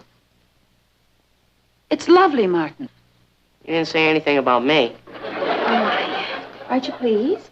Oh, yes, it's very nice. Thank you, Uncle Martin. I already sent a copy to your father. I'm sure he'll be thrilled. Wait till Patty sees this. She'll go up in smoke. Don't worry about Patty. She'll be fine. Where is she? She hasn't come home yet. Isn't it a little late for her to still be at school? Well, she's with Richard. I'm sure she's all right. She is usually home by this time. Perhaps Patty stopped at the library. Patty who? Well, maybe she did go over to Richard's house. Why don't I call there? She probably didn't realize how late it was. Hi, folks. Hello, Richard. Where's Patty? I thought she was with you. No, I haven't seen her since school let out. But you usually walk her home. Well, I haven't been walking her home lately, Mrs. Lane. Why not? Because I got tired of walking her over to Park Lake every day. Why would she want to go over to Park Lake every day? You wouldn't believe me if I told you. Of course I would. Well, I think she wanted to go over there because she's hoping to find someone drowning so she can rescue them. I don't believe it. Oh, that doesn't sound like Patty. Does to me. Richard, don't you have any idea where she is? No, sir. She could be anywhere.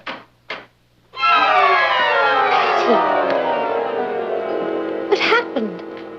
You're soaking wet. Darling, did you have an accident?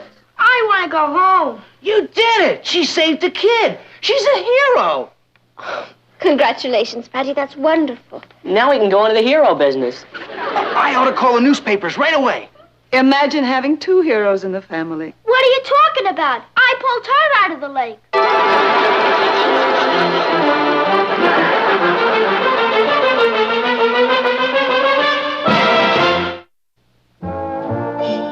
I think I know now what made me do it. She felt threatened.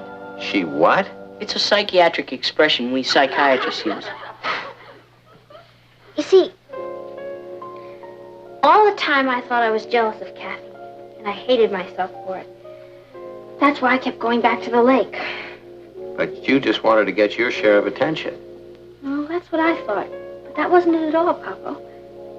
I was just afraid to admit the truth to myself. What was the truth? That I was a coward. You see, I kept asking myself, what would happen when the moment came when I'd have to jump in the water? And I didn't know. I thought, what if I just stood there and watched somebody drown? So I had to find out. Patty. So I kept hanging around the lake, waiting for somebody to fall in so I could test myself. Soon I started hoping somebody would fall in. What happened this afternoon? Well, I saw this boy fooling around on the shore. And I watched him. And there was a tree that was hanging over the water where it was pretty deep. And he climbed the tree, and a limb broke and he fell into the water. What did you do? I almost turned and ran home. But I knew I couldn't do that, so I jumped in after him. The only thing was he thought I was drowning, so he pulled me out. I see. You know the terrible part? I found out I am a coward. A coward? What makes you say that? Because when I jumped in that lake, I was scared to death. Patty, I let you in on a little secret. So was I. You were? Terrified. Honey, a hero is a coward who does something brave. There's no special merit in getting involved in a situation you're not afraid of. And it doesn't matter who pulled whom out.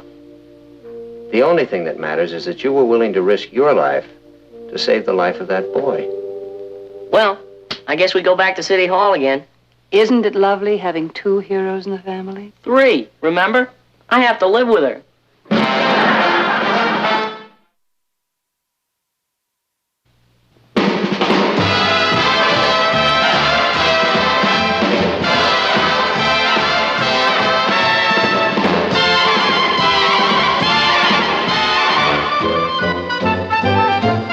Here's Kathy, who's lived most everywhere, from Zanzibar to Berkeley Square. But Patty's only seen the sights a girl can see from Brooklyn Heights.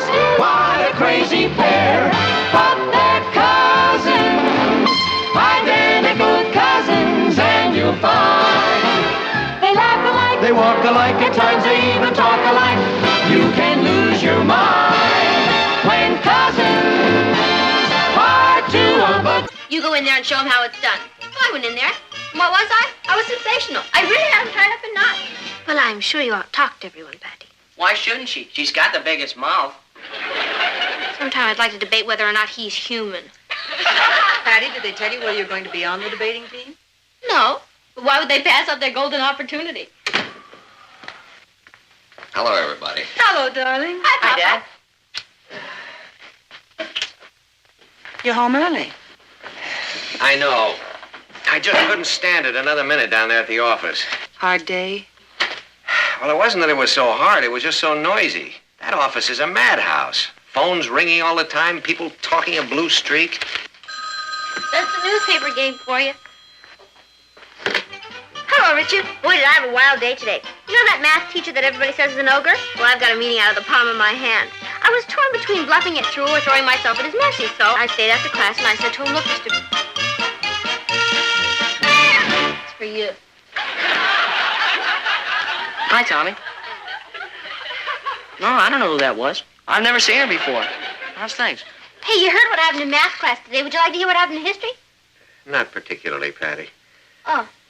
Well, you know. A funny thing happened in gym, though. I went to pick up this medicine ball and the... Darling, your father's tired. Oh, I understand. You're kidding. Hey, did you hear the joke about the marathon walker who got tired before he got to the finish line? It was like this. Patty, don't you ever stop talking? I guess I just have a lot of interesting things to say, that's all. Oh, yeah? Okay. I'll talk to you later, Tom. Bye. I don't have to talk, you know. I just do it to be sociable. I think Patty's just excited about the debating team. Don't defend her. She couldn't keep quiet if her life depended on it. Oh, couldn't I? I'll bet you I could keep my mouth shut for 3 days if I wanted to. That's a bet. What do you mean? I mean that if for the next 72 hours you can go without saying one word, I will give you an extra week's allowance. In fact, I'll give you 2 extra weeks' allowance. Are you serious? Dead serious. It's a deal. When do we start? Right now.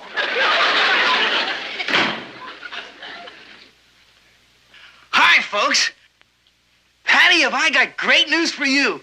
They just made you captain of the debating team.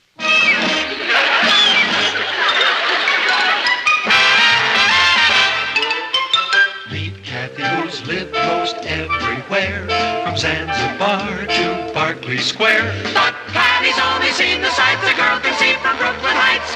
What a crazy pair, but they're cousins, identical cousins all the way.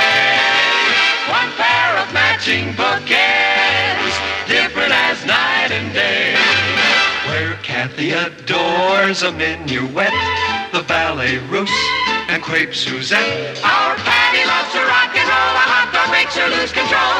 What a wild duet, still they're cousins, identical cousins, and you find they laugh alike, They walk alike, at times they even talk alike. You can lose your mind when cousins are 2 of a kind.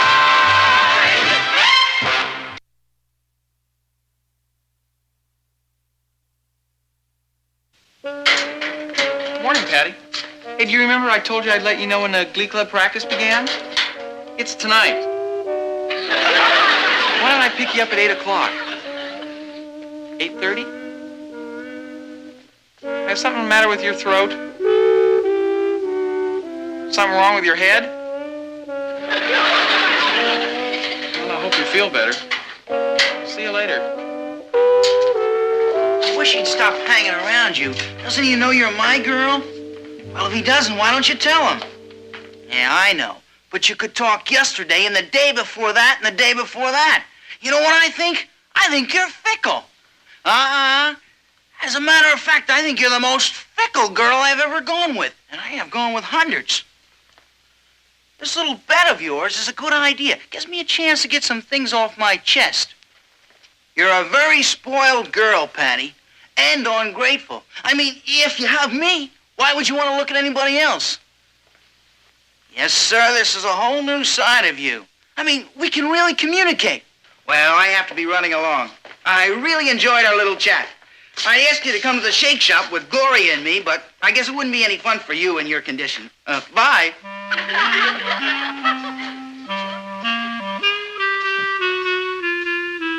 Patty, I'm leaving now. Ted is downstairs. Are you sure you don't want to come? What are you doing? Can you spare it?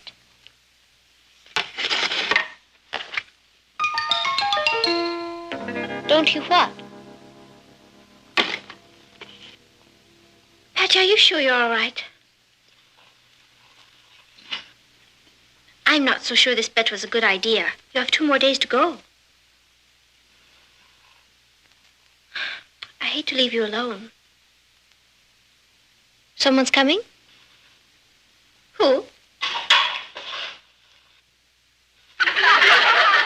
Richard? All right. Have a good time. Good night.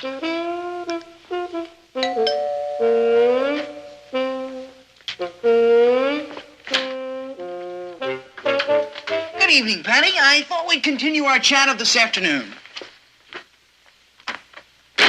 Yes, sir, I said to myself, Rich, why don't you drop in on poor old Patty and give her a few minutes of your precious time? Sure I can. Did you know I was going to say that? I am not. Don't be ridiculous. What are you, some kind of a mind reader? I don't happen to think this is funny.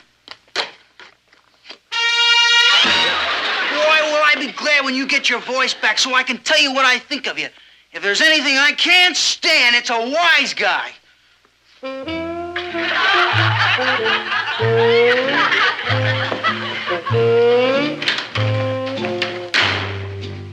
Boy, talk about thunderclouds. What was he so mad about?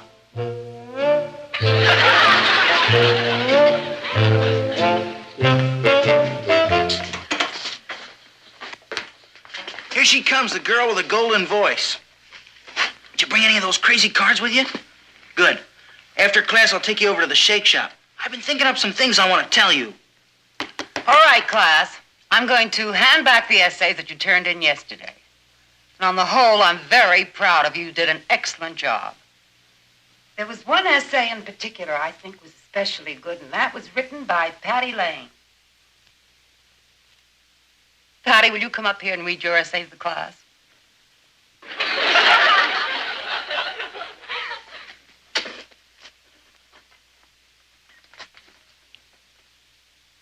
Do you have a sore throat? Well, can you talk?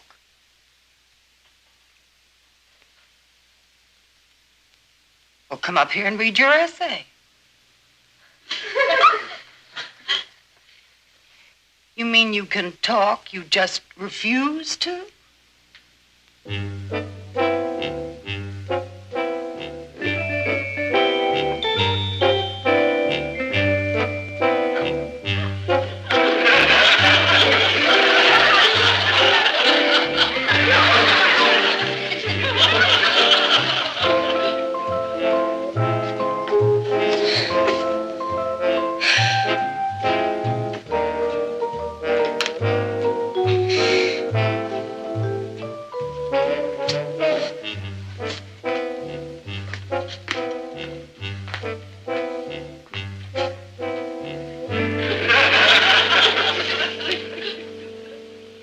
finish? 100 times? Very well, then. You may... You may do it over again. Stubborn has 2 B's.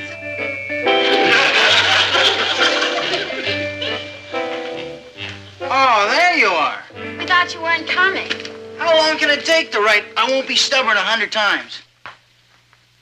What's the matter? Can't she talk? No, but she's very big with signs. Did you bring any? Good. I was just talking to Gloria about taking her to the basketball game tonight. Oh, I know I promised you, but that was before you had your problem. I mean, what's the point of going to a basketball game if you can't yell? What are you going to do when they shoot a crucial basket? Just sit there? We'll let you know how the game turns out. Why don't we go over to the shake shop, huh?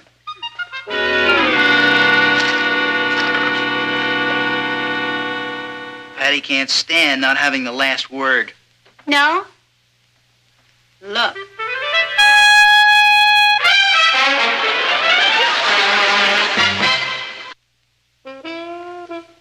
Hello, darling. Hello, Nat. Guess who had to write I will not be stubborn 100 times today? You? No, I'll give you a clue. It's a sister of mine. Oh, I'm surprised. Patty's not stubborn. It was all a misunderstanding. Miss Blake asked Patty to read her essay to the class, and Patty refused. Why? Because of her bet with you. That silly thing? Oh, Patty doesn't think it's silly. She's taking it very seriously. Well, it's all well and good, but I never intended it to interfere with her schoolwork. Maybe I better have a little talk with her. If you do, it's going to be very one-sided. She's really stuck to this, hasn't she? 2 whole days. Of course, it's a little like damming up Niagara Falls. When you open the floodgates, run for your life. She probably won't stop talking for a month. But you know, I bet there isn't another teenager in the country who could go 3 days without talking. Maybe you should bottle this. Then you make a fortune. I think some of the other children are getting in digs at Patty. And another thing, Richard is taking Gloria to the basketball game tonight. Say, Nat, why don't I just call this whole thing off? I didn't realize it was going to be so rough on her. I could just tell Patty that I'm convinced she can do this for another day, and I've decided to throw in the sponge and pay her. I've already tried it. What do you mean? I told her that you were convinced that she could do it for another day, and you had decided to throw in the sponge and pay her. What did she say? She said no. Well, she didn't exactly say no. She shook her head no. But why? I mean, she's just out to get the money. Oh, that's what I thought, and we were both wrong. It's the principle of the thing. She is determined to stick it out, Martin. Yeah, well, maybe if I had a little talk with her. Won't do any good. Her mind is made up. Miss Blake was right. She is stubborn.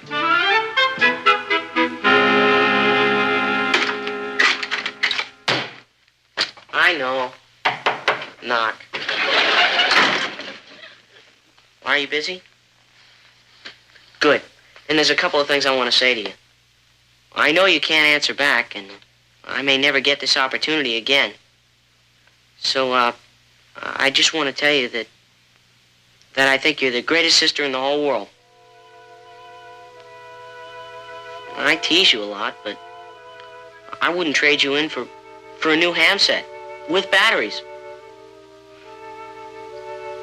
Well, that's all I have to say. I'll start yelling at you when you can yell back. Come on, cut it out. Something I can't stand, it's a sentimental thing.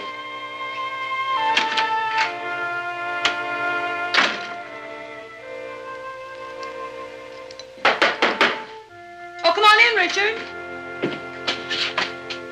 Hi, Mrs. Lane. Why didn't you use the front door? Technical difficulties. What? Patty doesn't want to talk to me.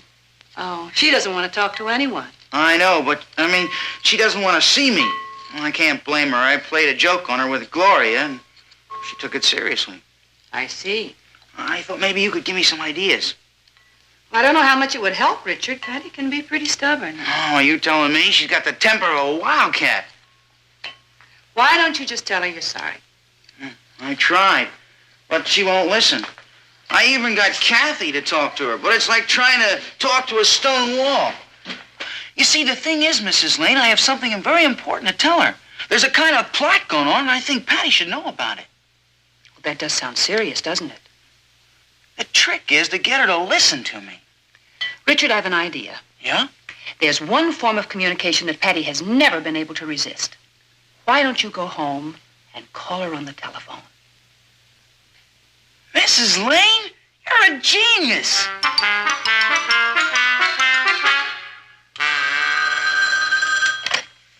Patty? Hello? Are you there?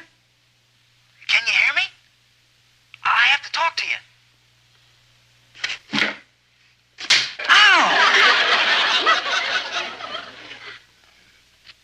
If you can hear me, rap twice. If you can't, rap once.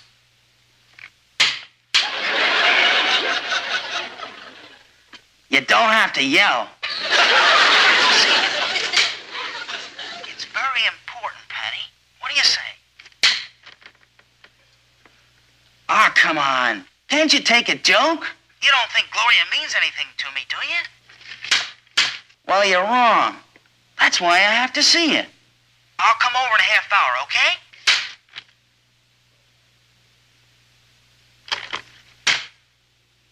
Thanks a lot, Patty. I'll see you.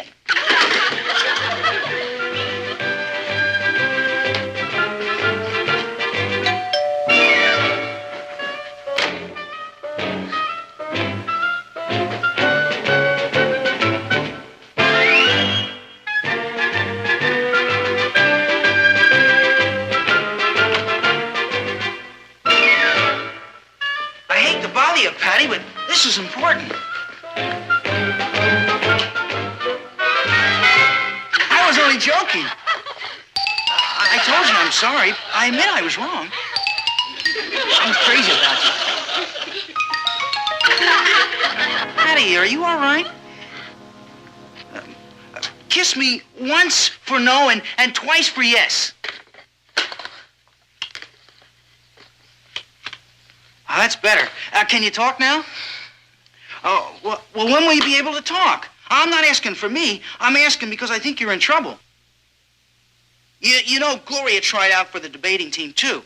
And she was pretty sore when they picked you and not her. They picked her as an alternate. Well, I just found out at the meeting tomorrow, she's going to ask them to remove you from the team so she can take your place. It's a pretty dirty trick. It's kind of clever when you think about it. Oh, I called you as soon as I heard. Boy, holding a telephone conversation with you is pretty hard on the eardrums. Well, what are you going to do?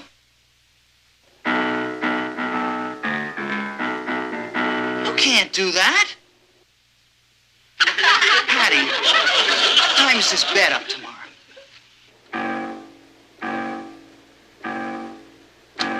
4 o'clock. You know what time the meeting is? 3:30.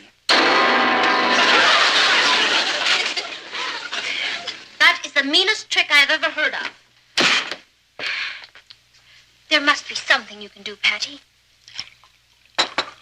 You go into that meeting tomorrow and you say. All right, then write it.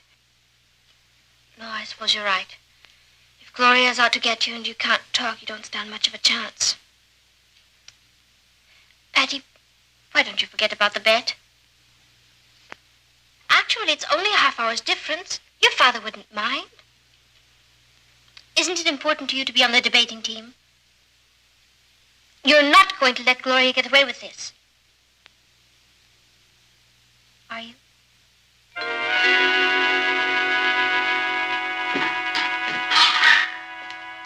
Natalie, do you have any idea what's going on around here? You mean all the plotting and counterplotting? Oh, yes, Richard briefed me. Well, it's like something out of James Bond. I mean, I'm the last man in the world to meddle in the affairs of young America, but Gloria's plan to get Patty off the debating team is diabolical. I know. There's only one other person I know who could have thought up a scheme like that. Who's that? Patty. Well, it just isn't fair. I mean, Patty earned her place on that team. Now she's going to lose it because of a silly bet. Oh, perhaps she won't lose it. Well, Gloria's got that meeting scheduled for 30 minutes before Patty can talk. Patty can always cancel the bet. Oh, she won't. I just tried that again. What'd she say? She didn't say anything. Just held up a sign that read, "Forget it, Popple. I'm a born loser." When I went up to see her, she held up a sign that said, "If silence is golden, I'm going to be a very rich kid." At least she's got a sense of humor about it. I'm afraid I haven't. It's all right for Patty to joke, but I know how much being on that debating team means to her. She's wanted it all year. There must be something we can do. What? Well, for one thing, I could go to that meeting tomorrow and make a fool of myself. Want to hear a confession? Yeah? I thought about going to her school and setting the clock back. It's terrible. Wish I'd thought of it. You know what the real trouble is? We're trying to solve Patty's problems for her. It's up to her to solve it for herself. Yeah, but that's just the point. She won't. She's given up. It's not like Patty. She's going to let Gloria win this without putting up a fight. The trouble is we're not used to Patty losing. Well, you can't win them all. Oh, I suppose not. How does she get herself into these things? She got into this one with a little help from you. Next time I'll learn to keep my big mouth shut. Want to bet?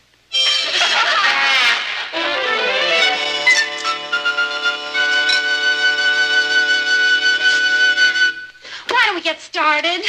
It's not 3:30. You're not even supposed to be here. You're not on the debating team. I'm an amicus curiae. What does that mean? I'm not sure. Look, why don't we wait for Patty? She's our captain. Do you want a captain who can't even talk? We're having our first debate with Rockland High on Monday. You want to win, don't you? Come on, let's get to work. Why don't you adjourn until 4 o'clock? Because the meeting was called for 3:30. Look, if Patty's not interested enough to be here, she's not interested enough to be captain of the Brooklyn Heights High debating team. I tell you, she'll be here at 4 o'clock. Call the meeting to order.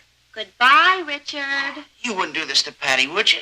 Gloria's right. If Patty was interested, she'd be here. Why don't I send out for sandwiches? Well, let's get the show on the road. Yeah. The meeting of the Brooklyn Heights High debating team is hereby called to order.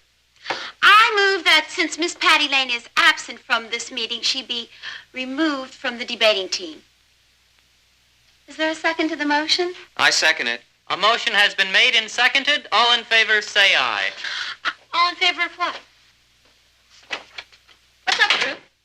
Patty, you changed your mind. Yeah, I thought we were going to lose you. Did you? Oh, you can't get rid of me that easily. Can you, Gloria, darling? Apparently not, darling. Hold everything. We have a motion before the House. All in favor, say aye. Aye. All opposed, nay. Nay. The motion is not passed. Now, let's get down to business. I think that's a great idea. And, Gloria, since you're just an alternate, why don't you, buzz off and get ready for Halloween? Anyway, you lost your bet. I'll talk to you later. Anytime. You'll find me at Patty's. Well, we have a lot of work to do. Group, I'm ready. In that case, why don't we take a half hour and relax, and we'll all meet back here at 4 o'clock. What's the point as long as we're here? As long as we're here and I'm captain, I say we should meet back here at 4 o'clock.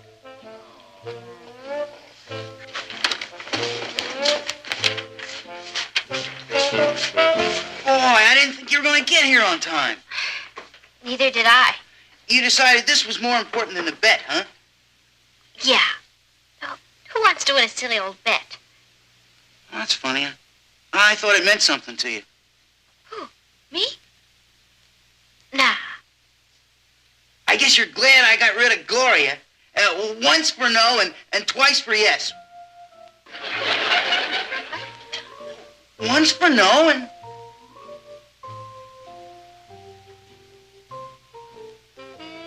No! What's the matter, Kathy? That's the least you can do for Pat.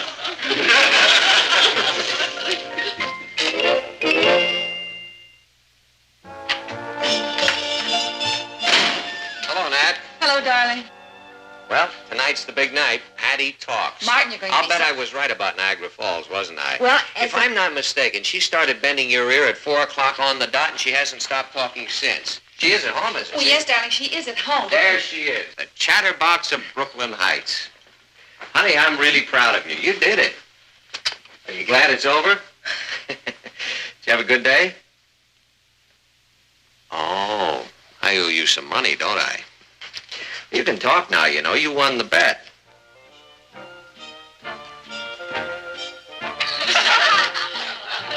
Laryngitis. I've been trying to tell you.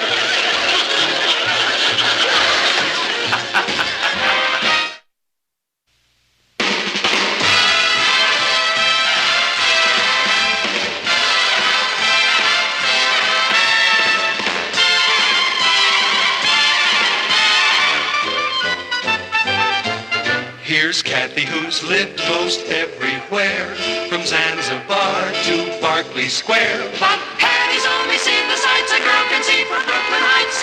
What a crazy pair.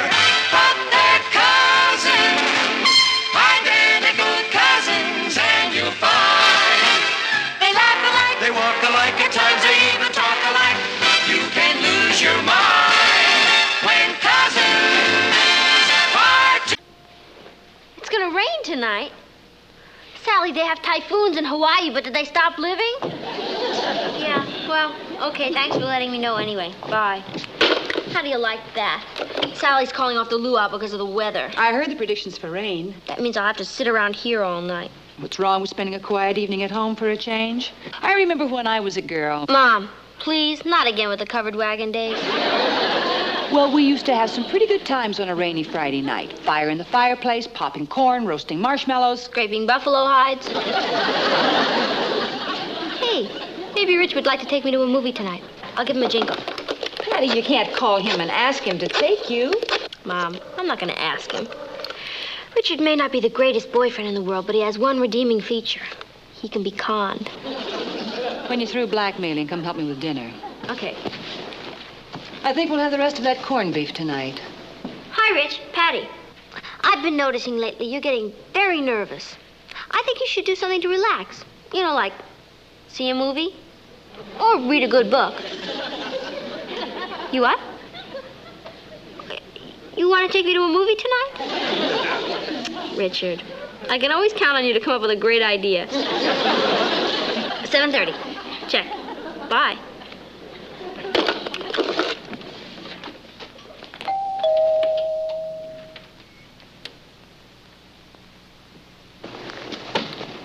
Yeah.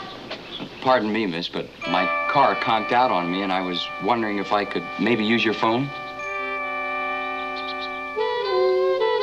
Yeah. My phone. Oh, don't go away. Frankie Avalon. It's Frankie Avalon.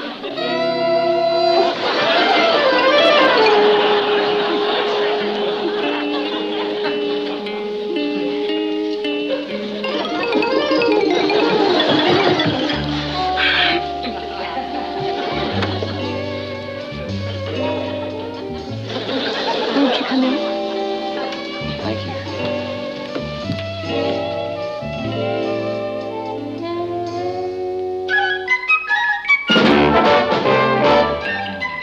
Meet Kathy, who lived most everywhere, from Zanzibar to Berkeley Square.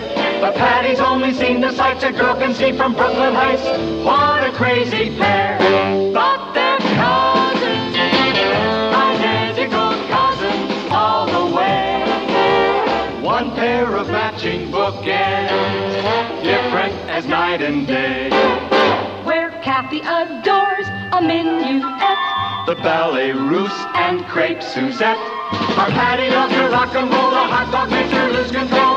What a wild duet, still they're cousins, identical cousins, and you'll find they laugh alike, they walk alike, at times they even talk alike. You can lose your mind when cousins are two of a kind.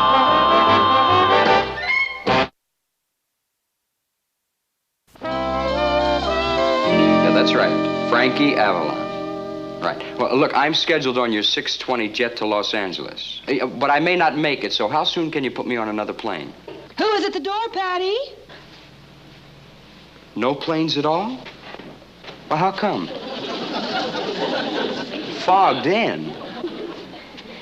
Oh, that's funny. The sun's shining out here in Brooklyn. You're not taking off from Brooklyn, I see. Is it that pesky little boy from next door again? Well, how long do you think it'll be before I can get another flight? 4 or 5 hours? Patty, can't you hear me? Mom, it's Frankie Avalon here in person. Well, tell him to run on home. You have work to do. Oh, this number? It's 624-1098. Oh, look, I'll be leaving here soon. Right. Well, then, I'll tell you. I'll call you when I know where you can reach me, okay? All right, then. All right, thank you very much. Bye.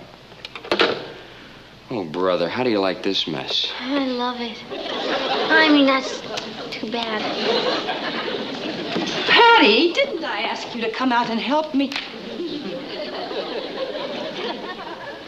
I'd like you to meet my mother, Mrs. Frankie Lane. I'd like you to meet my mother, Mrs. Lane. Mom, this is Mr. Avalon. How do you do? How do you do? Oh, gee, I didn't know that it was you when I told you to run on home. Oh, that's okay. A lot of mothers have told me that. Look, I'm awfully sorry for barging in on you like this, but, well, you see, my car, oh, actually, it's not my car. It's a car I rented to see some friends of mine in Connecticut. But on the way to the airport, it kind of, well, just stalled on me and... Oh, well, look, my husband will be home soon. He can drive you to the airport. No, he won't. I mean, no, he can't. Because the airport's fogged in for hours. So I guess you'll just have to wait around here. Oh, no. Look, I wouldn't want to impose on you. I'll just call the car rental place and have him... No, it would take him days to get here. Hey, I know a groovy mechanic nearby. I'll call him, and he'll fix the car for you. And look, while I'm calling, you just go on and sit over there and make yourself at home. Relax.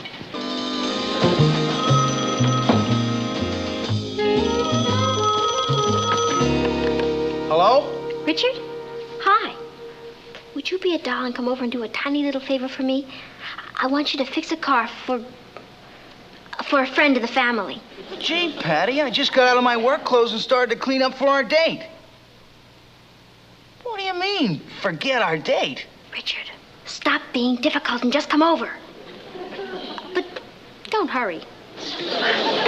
But you just told... Hello? Hello? That was the mechanic. He'll be right over. Oh, thank you.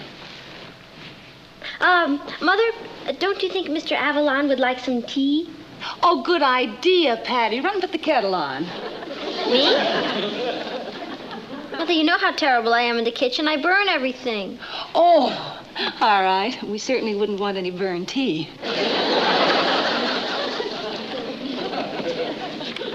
Well, here we are.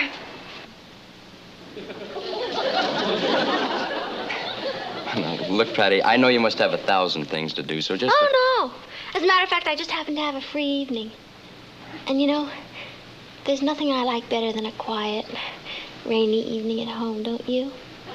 Hey, Patty! Don't go away.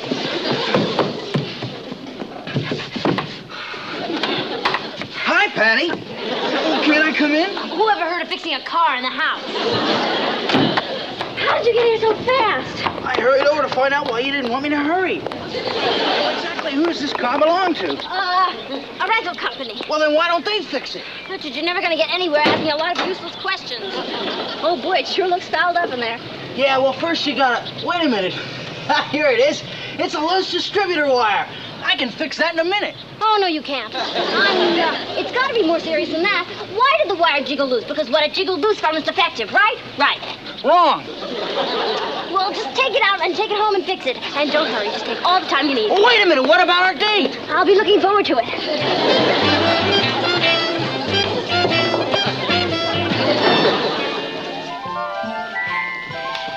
That Carla's a mechanic. Oh, good. Will it take him long? Well, he's not one of those fly-by-night mechanics. He's very thorough. He took some little thingamajig home to his shop to work on it. Oh, no. I should have called the car rental place and they Oh, would... well, it's too late now. It's done. Why don't we just sit down and relax? It won't take long. Hardly a couple of hours. A couple of hours? So I guess you'll just have to stay and have dinner with us. Look, wait a second. I can't move in on you people, put you to all that bother. Oh, it's no bother. We have to eat anyway. Why, of course. All we have to do is put on an extra plate. It's no trouble, really. Well, all right.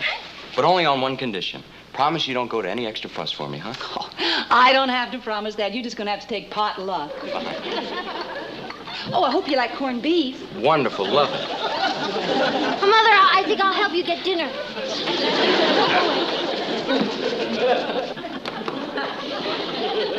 Now, look, this is perfectly good food, and I don't intend to waste it. Mom, he's a star. A Hollywood star. He probably eats lobster Commodore for breakfast. Thermidor. Oh, whatever it is. Certainly not leftover corned beef. You know, now that I look at this, there's not as much left as I thought. No. Maybe we had better have something else.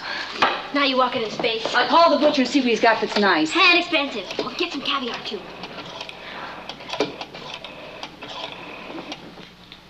This is Mrs. Lane. Do you have any rock Cornish game hens? Wonderful. We'll need 6. And could you send them over right away, please? Thank you. Oh, that's great. He'll love those rock Cornish gamish things. Mom, now would you run next door and borrow Mrs. Marlowe's good silverware? Oh, Patty, I'm not going to put on airs just because he's a celebrity. Mom, he's not just a celebrity. He's Frankie Avalon. Please, I gotta get back in there. Please, Mom. For goodness sake. Our tableware is plenty good enough for us, but not for Frankie Avalon.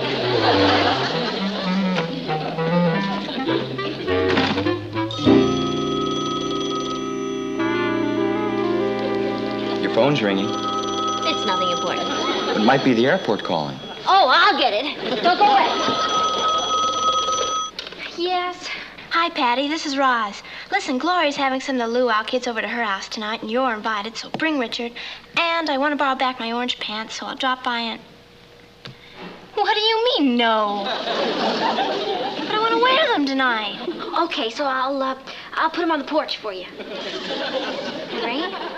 Oh, I'll put them in a plastic bag. Why would I want to keep you out of the house? Roz, have you got a crack in your wig? There's no boy here. I gotta go now. Goodbye. I have to put Roz's orange pants on the porch. I mean, she lent them to me, and now she wants them back. Don't go away. All right.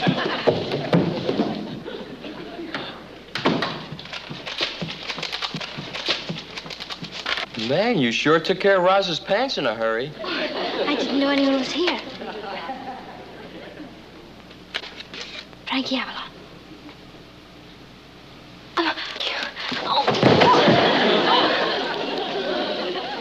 Oh, my ankle. Are you all right? I think so. Which ankle is it? It doesn't matter.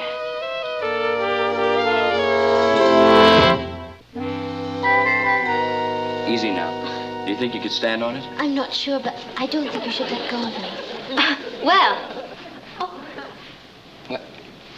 She's Patty, and I'm Kathy, her cousin. For a minute there, I thought I was getting a little wiggy. Kathy, for heaven's sake, stand up. That's hardly ladylike. Oh, she hurt her ankle. Here, Kathy, better get you over to the couch. Thank you. I really don't think we should take any chances. Why don't I get her upstairs and into bed and out of the way where she'll be more comfortable? That's very thoughtful of you, Patty, but I'll be fine, thank you. Down here. Take it easy. Careful.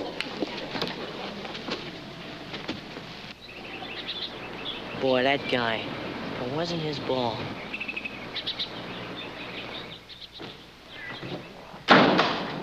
Lost another game. That stupid quarterback. Oh, Ross, this is Frankie Avalon. Hi. Hi. That Tommy. 4th down, 37 yards to go, and he calls for a quarterback sneak. Oh, an afternoon.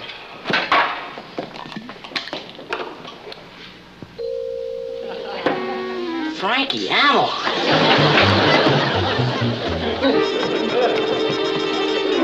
It is you. Yeah. Oh, Ross, flake off. Now, if someone can tell me where I can find a basin, we'll start soaking that ankle. Oh, well, there's one in the kitchen under the sink, but really, you shouldn't do all this for me. Hey, Eddie, guess what we got at our house? You'll never be able to guess, so I tell you. Look. What do you think you're doing? You blabbermouth, shh. I don't want a whole bunch of kids swarming all over here bugging him. As a matter of fact, there are a couple here now I'd like to get rid of. Can't I just tell Eddie? He's always bragging about the time Fabian stopped at his dad's gas station. No, I don't want you to tell anybody. Now, why don't you just go upstairs and do your homework or something?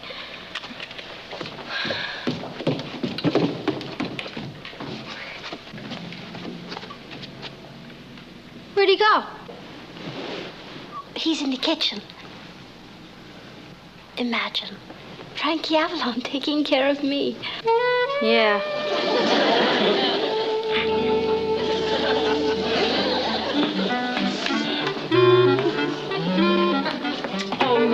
Here, Frankie, I'll do that. Oh, that's all right. Hey, Patty, Roz is there to see you.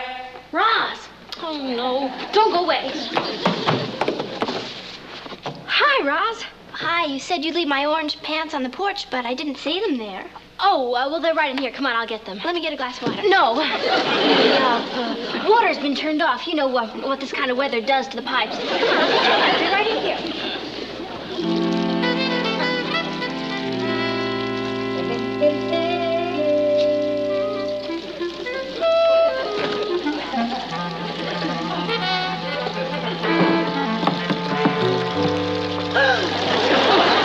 What are you doing in here? I mean... Kathy sprained her ankle a little, and we're trying to keep the swelling down. Oh, for heaven's sake, you shouldn't be doing that. Where's Patty? She's, whoops. Oh, no, it's that thing leaking again. My husband just fixed it last week. Oh, don't you get down there. You'll get sopping wet. But maybe I can fix it. You got some wrenches? Well, yes, but don't you do that. I'll call the plumber. We may be flooded by then. I think you better get some wrenches. Well, all right.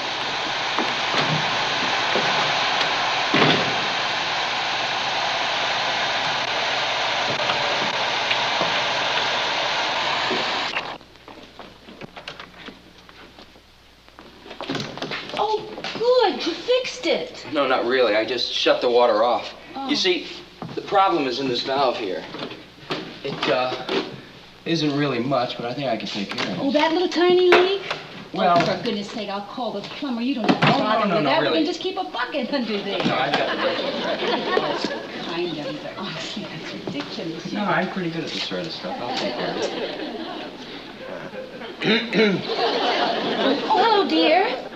I'd like you to meet Frankie Avalon. I'm sorry, Nat, but I can't help it. A man comes home from work and finds his wife under the sink with a strange man, and she says, "Dear, I'd like you to meet Frankie Avalon." I guess there must be a logical explanation for this. Actually, you know, it's your fault. Mine? Well, if you fixed the plumbing properly, we wouldn't have had to be under there. No, really, it's my fault. You see, my car stalled on the way to the airport, and, well, your daughter was kind enough to let me use your phone, and... Oh, Patty, I should have known she'd be involved in this. Then I had to wait here because the airport called and said it was fogged in. Well, she's maneuvered a lot of things, but this is the first time she ever managed fog. Well, anyway, it's very nice to meet you, Frankie. Oh, thank you. Mr. Avalon, Frankie Avalon. Oh, well, listen, let me take over here. This isn't a way to treat a guest. Oh, no, look, I might as well finish. Anyway, I'm pretty good at this sort of thing. Well, the least I can do is give you a hand. Natalie? Oh, I thought you might like to borrow my samovar along with the other things. It makes a nice little dinner touch when you're having special guests. Who did you say it was? Oh, nobody at all, just a little family gathering. Oh. Well, for heaven's sake. Isn't that... Well, of course it is. Hello there. Hi. I watch you all the time on TV. Oh, thank you. Wait till I tell Marvin I saw Frankie Lane.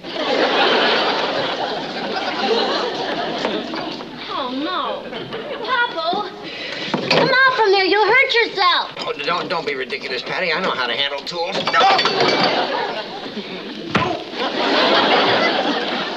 See, I told you. Oh, you better go put some antiseptic on that right away. Yeah, I guess I better. What do you want me to do? Take this wrench. All right, now. Clamp your Yes. wrench next to mine. That's it. And pull in opposite directions. Couldn't we pull in the same direction? We could, but we'd never get this job done. Oh, yeah. Hey, Patty, Richard's here. I'll be right back. Don't go away.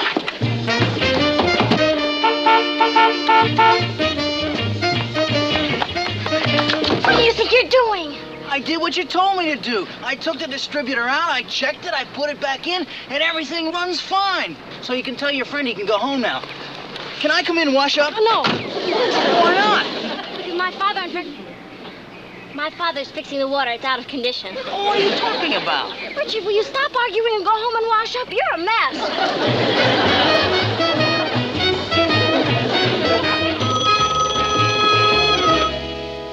Hello? Who's calling? The airport? Which Mr. Avalon did you want to talk to? Is that the airport? Just a minute. Here he is. Oh, thank you. Hello? Yes, speaking. Oh, good. How soon? Oh, sure, I can make that. Right, thank you. Well, the fog's lifting and my plane takes off in 45 minutes. I can just about make it if I hurry. Oh, the car, Patty. What about the car? It's fixed. Oh, how can I ever thank you? That's okay. And Mrs. Lane, I'm awfully sorry to miss out on your corned beef. I really am. But at least you didn't go to any extra fuss for me. Oh, no fuss at all. Kathy, Goodbye. now you take care of that ankle. I will. Thank you. Bye now. Mr. Lane, you have a wonderful family. I don't know when I felt more at home. And listen, if you have any more plumbing problems, give me a call. At these prices, don't think I won't. And Patty, thanks for everything. Bye. Bye now.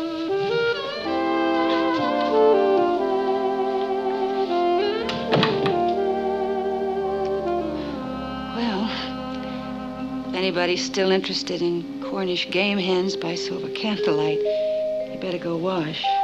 Wash. I'll never wash this cheek again as long as I live.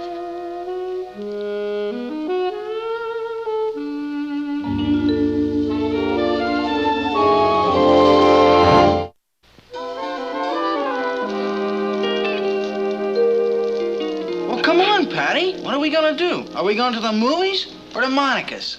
I don't know, Rich. I really don't feel like doing much of anything. Why don't we just stay home and listen to some records or something? Well, that's cheaper than going to the movies. What do you want to hear?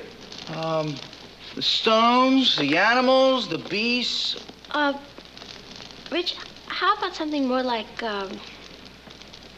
what's his name? Frankie Avalon? Frankie Avalon? What a way to spend an evening.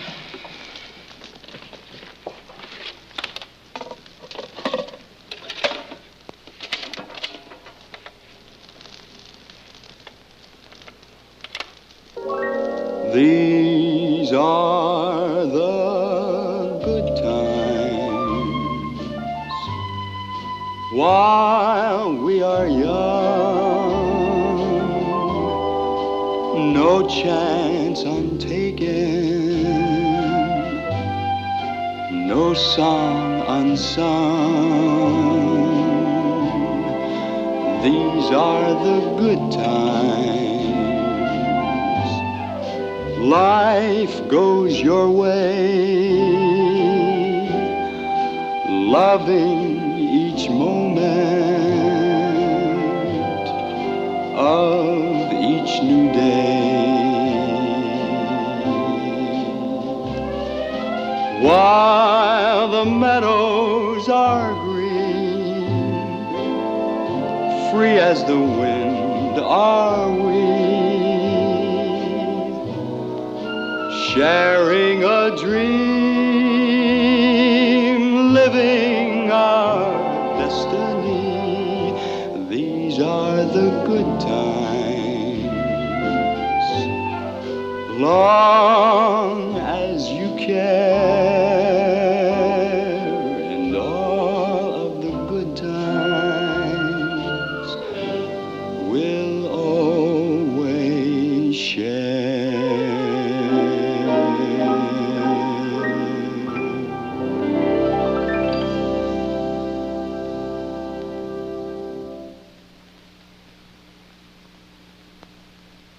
Wow! Well, what?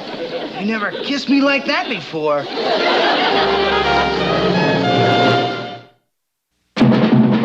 Here's Kathy, who's lived most everywhere, from Zanzibar to Berkeley Square. The Patties only seen the sights a girl can see from Brooklyn Heights. What a crazy pair! But they're cousins, identical cousins, and you'll find they laugh alike, they walk alike, at times they even talk alike. You can lose your mind.